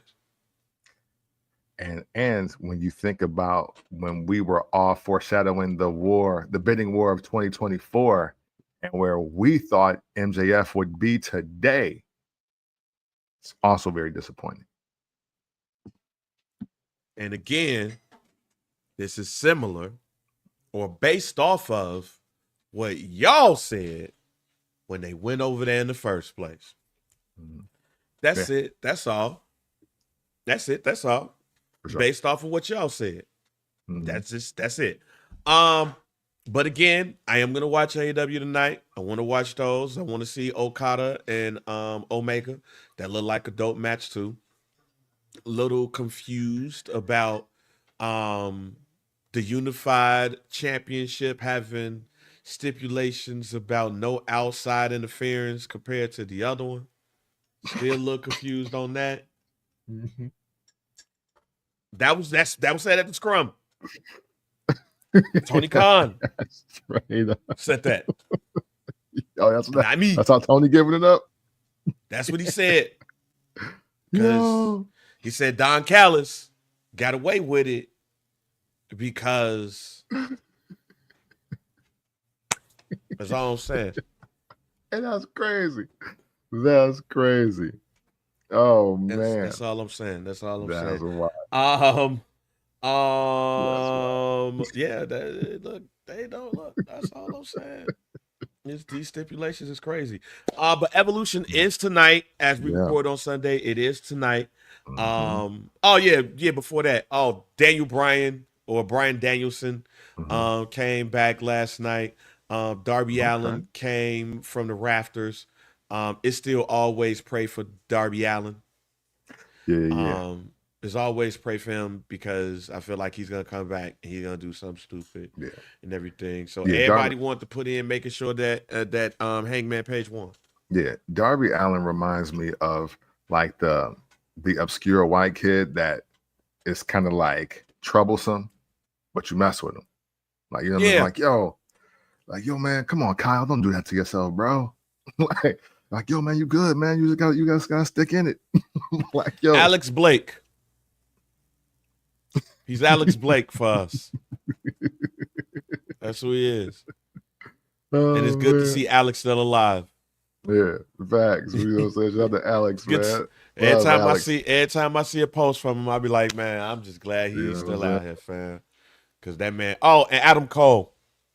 I was gonna let me just say this. We care about Adam Cole. This is Adam Cole podcast. I don't know if his time being out is due to a match that he had a couple of weeks ago with Kyle. I think it was Kyle Fletcher, where he hit his head on the side of the ring post. They're trying to do the power bomb on the ring apron, but he hit the back of his head hard as hell. Don't know. Shit. But what I saw last night didn't feel like we're gonna ever see Adam Cole in the wrestling ring again. Damn. Word. Like it. Now they wrestling got a way of making things feel dramatic. I have not seen anything All I saw was he was going to relinquish the belt. Dustin Rhodes is now the new TNT champion. But he was going to relinquish the belt. He came out there to speak. Roderick Strong and Cal O'Reilly was out there with him, and everything. And he said that he's not going to say retirement, but he has had some health issues. Jesus. And that's what they said. They say he's had health issues. So I don't want to pinpoint anything. It's just when we see he has health issues, Yeah. they're not talking about ACLs and Right. MCLs and Achilles and all of this stuff. And it does feel like he's been snake bitten since he's left the E. Yeah, man. And everything. It's just always something, even with his relationship. It is man. always something. Jeez. If this is it for Adam Cole, man, this sucks. Yeah. Man, it's terrible. And prayers go out to him. Yeah. For sure. Absolutely, man. I mean, obviously we've covered Adam Cole a few times since leaving NXT WWE ecosystem, going over here to AEW. But man, it's unfortunate. I mean, again, you talk about top of the freaking wrestling world for sure. You know, Adam Cole was becoming one of those ones, and it that sucks. That sucks. And definite prayers to him. Definitely want him to bounce back wherever he decides to go, whatever he decides to do, because that's still a very young man out there. So to have health issues to that degree, man, just prayers, best of blessings to you on your recovery and your comeback, if it's even possible. For real. Yeah. All right, so Evolution is tonight. And things kicked up a little bit, especially if you saw last night. With excuse me, with Naomi and Jay Cargill. Man, it looked like Naomi was whooping the shit out of Jay Cargill. Like, looked like she meant that, at least when the start of it. But let's start with the women's battle royal, and see if we're sticking with what we stick with. So the battle royal, 15 names has been announced. And we have 5 surprises. So we're gonna match Do We Care with this. But we have Ivy Nile, Stephanie Vaquer, Zelina Vega, Julia, Jada Parker, Nikki Bella, Chelsea Green, Nia Jax, Maxine Dupree, Natalia, Lola Vice, Michin, B-Fab, Candice LeRae, Tatum Paxley, Piper Nevin, Alba Fire, Kalani Jordan, Izzy Dame, and Lash Legend. Do you feel, which out of all of those people that's named, you feel has the best chance of winning the Battle Royal? Man, listen. Best chance, I think Stephanie, obviously. But who I want to win, I'm going Lash Legend all day. And I also wouldn't be mad at Jada. And man, wait, you said somebody in that. Repeat that last. Oh wait, how can I forget? Because I just want to see her win since Spain. B-Fab, but I know that's far fetched. But I would love her to get at least a great performance out of this. But Jada or Lash, that's where I want to go. Yeah, so we have the same pick still. Stephanie Vaquer picking that as the winner. I would love to, weirdly enough, because even though it's a title shot attached to this at Clash at Paris, it's a battle royals. Yeah. Interestingly enough, I would love for Maxine Dupree to win this. Hey, not mad at that either, because she's due for a little payback for just that whole American Alpha thing, and how there was a point in time where she was the only person that we cared about, and she didn't even take a bump. So I'm not mad at that. Not mad at that. Like, it would be nice for a surprise win, one of these joints. All right, I got to do this real quick for the Do We Care segment. For those who have been around with us, we've just added this a little bit ago. So there's our Do We Care right here. Mm-hmm. It's 5 surprises that's supposed to be at this Battle Royal tonight. Mm-hmm. Not necessarily do we care, but who do Camp from the Port not want to be a surprise at tonight's Battle Royal? At Evolution, you famously said you don't care for these surprises because there be people that ain't gonna do shit. Yeah. You've also said that you hate when they bring some of the older women back because it's like they lost it. Mm-hmm. Yeah. So give me the top 5 women you do not want to see at Evolution tonight. And apologies if you said her name, but Brie Bella. Off the rip. Of course, she's probably a surprise. Tori Wilson. Obviously, Michelle McCool, but I think since they got her the Hall of Fame induction, we should never see that again. So I want to omit that for another one. Let me see. Don't want to see. How about we go pretty? What city they in again? Atlanta. They are in Atlanta. Okay, no, she's not from Atlanta. If she was from Texas, I would say her name. Ronda Rousey hated here. She ain't coming. Yeah. Ronda Rousey. She ain't welcome here no more. She ain't welcome. So no worries on that. She welcome on the TKO side. Yeah. I don't think she liked Triple H like that either. That's all I'm saying. Oh yeah, true. Yeah, that everything kind of went sour after that. What's that second? Bruce Pritchard's still there. She hate that man. And let me see. I told you Tori Wilson. Man, I don't. You know what? Some of these women, I don't know. Oh, you know what? Summer Rae. Don't bring Summer Rae out there. Don't do that. Hey. Yeah, I mean, no. It's cool and all, but no. But like on the wrestling tip, like on the come join the Battle Royal and give us a moment. No, come on, dog. And dude, I mean, hey, look. All things considered, it's a couple of women I don't even want in the match that's already in there. Like, I personally love Natty, but come on, no, Nikki, no. Like, some of the women already in it shouldn't be in it to me. Eva Marie, thank you. You definitely know Eva Marie. Don't do that ever. And let me try to think of one more. If I had one more, and again, I'm not trying to be disrespectful, but Alicia Fox, I'm decent. Okay. Yeah. Lita Superwash. I thought about Lita and was like, we don't even need to mention her.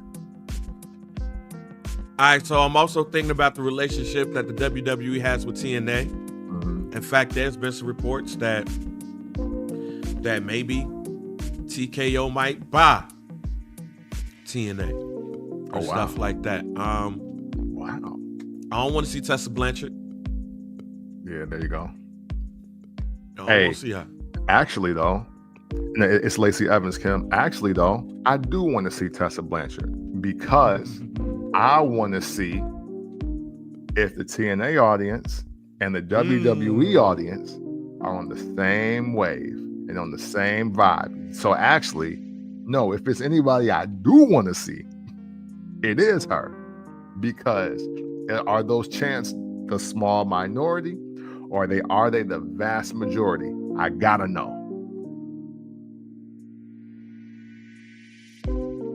Man, I don't want to see Tessa. I don't want to see Victoria Crawford, aka. I don't want to see Victoria. Hey, well, yeah, I don't want to see Victoria. Not on the wrestling tip.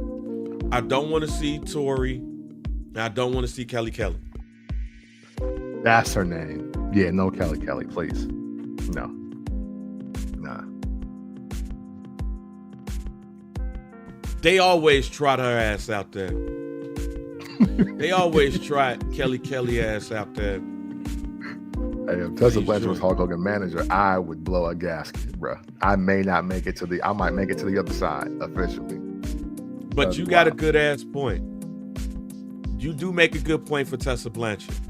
Yeah. We got this relationship with the WWE. Let's see if the WWE audience is like, boo. Or if they be like, well. Yeah, right, exactly. Because if we don't get one wave, that's true. But if we don't get one wave of you're a racist, we know we're in a different world. But they booed Hogan. Yeah, that's because the New Day was on fire. Hey, listen, let me be clear. Because I'm with us always. But I do also kind of feel that if the Hulk Hogan situation had happened to Cedric Alexander, Apollo Crews, or just like that tier of black wrestler, I wonder what the conversation would be. That's all. Yeah, like, look, Hogan is booed for racism and the Trump shit combined. Yep. And he a liar. Undertaker's a Trump supporter. They ain't boo him. Yep. You know what I wonder too? Not to get political, but you know what I wonder? You see all these white celebs who are starting to say, you know what, maybe I shouldn't have voted for Trump. Yeah. I wonder, do the Undertaker feel that way?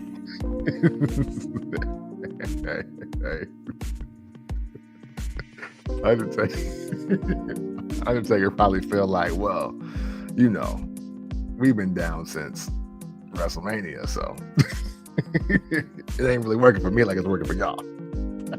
All I'm saying, I wonder what Undertaker, like, does the Undertaker follow Andrew Schwartz and Joe Rogan and be like, you know, maybe. Yeah. Maybe. See, Joe Rogan. But yeah. Joe Rogan he had to do that because it challenges his own conspiracy theory. Like his core audience mentally are actually super anti-Trump. If you really break down the content and the obscure conversations they have on the show, his core demo is anti-Trump. That's why it looks so weird for him to endorse him like that, and that's why he had to do that. Maybe this was a mistake show that he had to do it. Hey, look, all I'm saying, but you know, right? I didn't vote for this. Like, yeah, you did. Yeah, you did, man. And shouts out to D.L. Hughley who said, "Nah, he's doing everything he said he was gonna do. He ain't go left. Right. We supposed to go right. No, that didn't happen. But newsflash, y'all. Even the anti-politicians will become politicians when they take political offices. Same as any other goddamn job in the world. Right. But yeah, so again, 15 women named. We both picked Stephanie to win this joint. But y'all know the women we don't want to see. It's nothing against them. We just feel like, hey. Are there women you expect to see though? Expect to see. Like, man, out of that 5, who do you expect to be? Oh shit. Brie Bella. Because, hey, listen, because here is the thing. Evolution is kind of like a tri-cross brand. And honestly, just embedded in me, every time I hear Evolution under the WWE umbrella, I think of Stephanie McMahon and I think of both of the Bella twins. I just think about it. And even though, because like it was like supposed to be this pseudo torch passing celebration of when what women's wrestling was versus what it is and what it's going to be, and they're kind of just at the forefront of that. So I do expect to see them there. The Brie mode music is gonna hit. She's gonna come out there and do yeah, you know what I'm saying? She's gonna come out there and do the Daniel Bryan move set, the 2011 move set, and then she's gonna get eliminated. And it's just like, all right, man, well, that was a hell of a 4 minutes. Well, that's what she said. AJ Lee. I just got a sneaky feeling. Yeah. Just got a feeling. Not saying it's going to be her, but I got just a suspicion that because of what went on, I think they're gonna convince some people to be like, all right, we're gonna slide through. So I would not be surprised if we see AJ Lee. I would not be surprised if we see Gail Kim. I would not be surprised if we go throwback and we see Jacqueline. Yeah, her name came across my mind too. Yeah, would not be surprised if we see Jacqueline. Brie Bella. I agree with you on that one. And unfortunately, Michelle McCool. Jesus. That'd be Simone. I'm using it all the rest of the year. All right, so let's go into just making sure we stick it to the script when it comes to the Evolution card. Tiffany Stratton versus Trish Stratus. We both picked Tiffany Stratton to win. Are we keeping it that? Yep, I'm keeping it there because I still don't see how it's going to benefit her. I bet. JC Jane with Fallon Henley and Jasmine Nix versus Jordan Grace for the NXT Women's Championship. We both had Jordan Grace. We keeping that? Absolutely. As constructed, this pay-per-view needs that moment. PLE needs that moment. Yeah, I'm still picking Jordan Grace. I just have Blake Monroe attacking her at the end of the match, thus turning heel, which she should be a heel, and being her next opponent. Io Sky versus Rhea Ripley. We both picked Rhea Ripley. We sticking with that? Yeah. Anytime the champion goes on the hunt, is bad news. Yeah. Raquel Rodriguez and Roxanne Perez versus Charlotte Flair and Alexa Bliss. Our Nubian Queen, Sol Ruka and Zarya, and the Kabuki Warriors, Asuka and Kairi Sane. We both said, I think we both said, unfortunately, Charlotte Flair and Alexa Bliss. You keeping it that?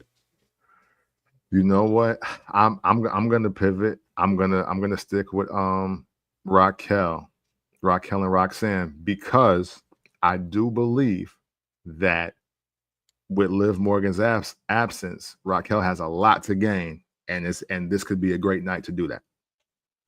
I'm gonna go with the Kabuki Warriors here because they put Asuka in a real prime spot during this Queen of the Ring thing, and Kairi Sane be winning matches. That's a fact. She be winning matches. She out here winning and everything. I think the swerve is Charlotte and Alexa. But I think the win is Asuka and Kairi Sane. Okay. I respect that. We said that this was probably going to be a formality by this time, and it is now. Becky Lynch, Lyra, Valkyria, and Bayley. Does Becky Lynch keep the belt, or does Lyra or Bayley come out as champion? Hey, listen, I'm always going, a couple times I didn't. I regretted it. I'm always picking Bayley here moving forward, though. Unless she faces Bianca, I'm picking Bayley. So yeah, I'm going Bayley. Intercontinental title, and I love the aspect of her doing anything to get the belt too. Like I'm on that vibe with Bayley. So let's see what happens. I'm sticking with Becky with the finesse. For this one right here. And final should be the main event. It's probably not. Probably gonna make it the first match. But Jade Cargill versus Naomi in a no holds barred match. Jade Cargill, your queen of the ring, and going to SummerSlam to face either champs from the champ from her brand, which is will be Tiffany or Trish. SmackDown. So she'll face the winner of Tiffany or Trish. So we have Jade going up against Tiffany Stratton, because that's who we picked. But before that, she goes up against Naomi in the no holds bar match. Naomi is the Money in the Bank winner. So who we picking? Which one of these black queens we picking? Jade or Naomi?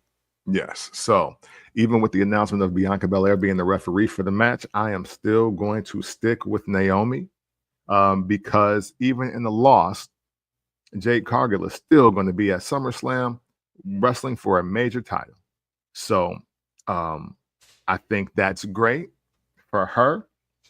I think this is great for character development and storyline between Naomi and Bianca. And because also I just do feel that this is all going to culminate with Jade versus Bianca. And I'm waiting to see the interaction between them two in this match, because they have not said a word to each other since literally last year. They have not spoken to each other since last year. This match right here confirms my thinking that it's going to be Bianca versus Jade at SummerSlam, and Naomi is going to cash in on one of them. Bianca is going to cost Naomi the champion. This match. Jade's going to win. See, it's easy for the Money in the Bank winner to lose than it is for the person that has the automatic title shot. We've seen it where the Money in the Bank winner will lose like 3-4 weeks in a row. Then all of a sudden be the Money in the Bank winner. So I think that Bianca is going to inadvertently cost Naomi the match. Jade's going to look at her funny. Naomi going to get mad and she going to jump Bianca. And then from there, we start to see some type of triple threat. I can't see Tiffany Stratton making it to SummerSlam as the champ. Okay. I would be shocked if she makes it to SummerSlam as the champ. Whether she wrestles Bianca before it and Bianca wins, or Naomi cashes in and just makes it those two in another fight again. Because also, another thing to think about here is that if that does happen, then SummerSlam is the rubber match. True. Jade won at WrestleMania. Naomi should win here. But Bianca being put in the match makes me think that Bianca is going to inadvertently cost her the match, which leads to them finally having friction. But we think that Jade is free and clear to go up against Tiffany, but that might not be the case. So that might either strengthen my guarantee or change it in a way that Naomi is already the champ by SummerSlam. Okay. And then Jade wins the rubber match. But with them adding Bianca to this, it makes me feel like there's going to be some type of triple threat between Sisters with Suplexes at SummerSlam for that championship. No, it makes sense. It could be. I mean, that's a lot of ground to cover by August 3rd. But hey, I mean, stranger things have happened. That's for sure. Right, yeah. And as long as that Money in the Bank is there, it is what it is. But yeah, something tells me that this is just a precursor. But we'll see. And like I said, this should be the main event because out of every match on this card, this is the one that I feel like has been the best build-up. Yeah, hands down the best storyline and hands down the best storytellers in wrestling this year have been Naomi and Bianca and Jade. Yeah. So look, that is it for not only the Evolution card, but the Do We Care part, because I know Kent, you don't want to see some of those women. You don't want to hear some of them, that music that's played tonight. Like, it's like, yo, let the young girls rock, man. Let this era rock out. No Mickie James? And I'm just, well, hold on now. Because Mickie James be kind of in my bag too. But Mickie James, though, I will say Mickie James, though, has at least, every time we've seen Mickie James, she has been at least, I'll do a little IWC talk. She's been at least a 3.5-star wrestler at worst every single time. So I'm not necessarily mad at that. But like Tori Wilson, like, come on. Kelly, Summer Rae, Eva Marie. It's like, yo, come on. Like, we doing this? Come on, Shelly. Come on. Like, why are we doing this? There's even a couple of people in NXT. I'm like, no. Yeah. You've changed. You changed my mind. I want to see Tessa. I want to see if they boo. Hey, sure. I want Listen, I'm here for the entrance alone. that will also tell you about if the internet wrestling community and the WWE community are two different things. Facts. Because Super if she come facts. out there and they be like, or don't say nothing, Mm-hmm. like, let me ask you this question before we close out. Mm-hmm. Who's the person that ain't gonna get no pop? Who's the no pop Exactly. person? No pop. Roman Reigns was. Right, exactly. No pop. Who's that person where they're gonna announce their name and the crowd just gonna be like, Run that list one more time. It is Ivy Nile, Stephanie Queer, Selena Vega, Julia, Jada Parker, Nikki Bella, Chelsea Green, Nia Jax, Maxine Dupree, Natalia, Lola Vice, Mi Chin, B Fab, Candice LeRae, Tatum Paxley, Piper Nievin, Alba Fire, Kalani Jordan, Izzy Dame, Lash Legend. Ivy Any Nile surprises? definitely was. I mean, honestly, I was gonna say like stop right there. It's not that she's not good. I just don't. I mean, I just don't think that she's over. Talking about do we care segment? Ivy Nile, just in general, like do we care? Because that's one of the few women's wrestlers that I've seen that even women aren't championing in any aspect of the game. It's just like, wow, okay, she here. Beautiful. You know what I mean? It's kind of like the name was thrown out there earlier. It's a lot of women in wrestling now that's carrying that Lacey Evans energy of where like, yeah, okay, bet you here. But even the America stuff ain't gonna work for you, like long term. Like, and see, and that's why, but unfortunately for the women also though, they don't have a lot of the legends that can come in and get the pop either because most of them weren't the greatest wrestlers. And then you also don't have in this particular match now, you don't have that over the top, everybody's come to see box office superstar woman wrestler that's also a great wrestler or has given us great matches either. Like the complexion of this changes if Io and Rhea and Bianca are in it. Like it's like, well, at least you got three superstars that people absolutely want to see in it.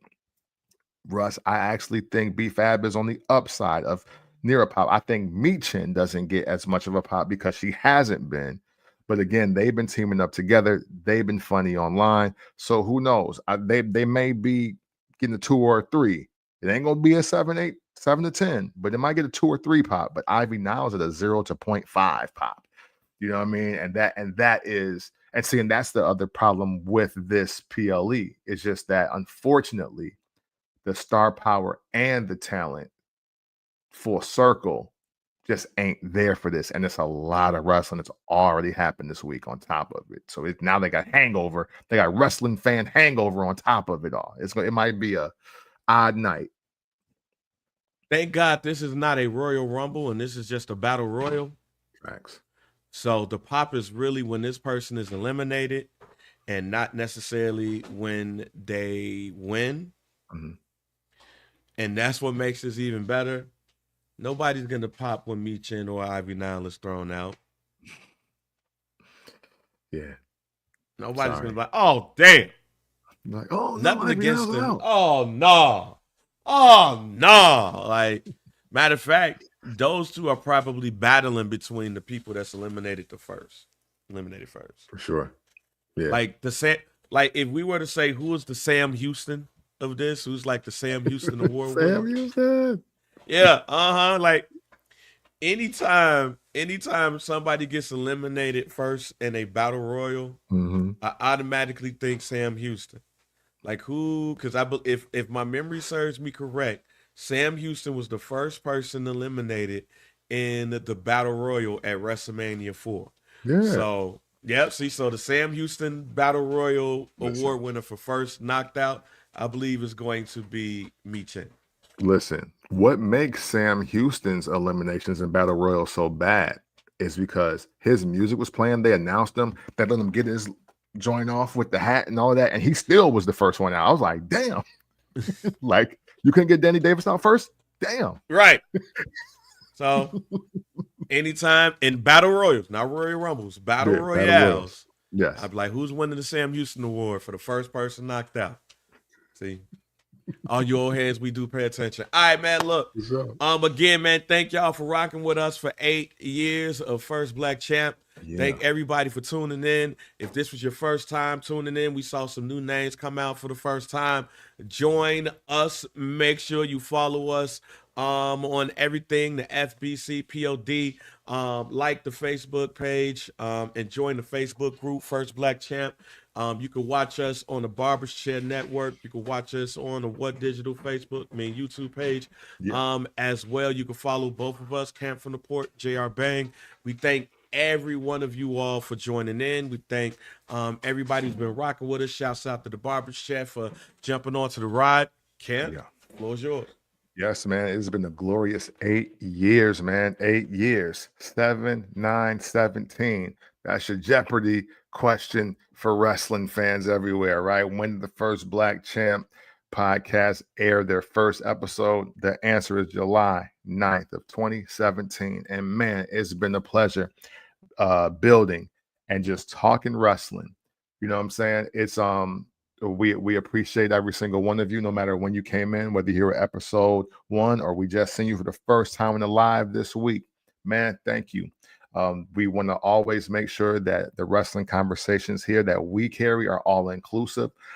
Yes, we have our fan bias, but we are never an exclusive place to where you can't talk wrestling the way you want to talk wrestling and it be well received here. And we're going to keep that energy until, hey, the casket drops. Shout to Clips. But man, as always, we appreciate you guys. Everything you do to be a part of the FBC community, the likes, comments, shares, coming in Sunday on the threads, sharing the memes, holding us down on the PLE threads when we be at work or we be out getting drunk or high or just celebrating life. We appreciate it. When we be down with injuries, when we be in the hospital and out of it, y'all be making it happen. Y'all be making it pop for us on Facebook, on Twitter, on anywhere. And we greatly and humbly appreciate that. You are proof that we can't do what we do the way we do it without you. And for that, we sincerely and humbly thank you. So for the 8th year, if you ever want to talk about wrestling in an unconventional way, do so, because you can do so by checking out the First Black Champ podcast. It's the pick with the VP, DOC, and we are out. And because it is no expiration date ever on this phrase, I will bid you adieu with Fuck Johnny Wrestling.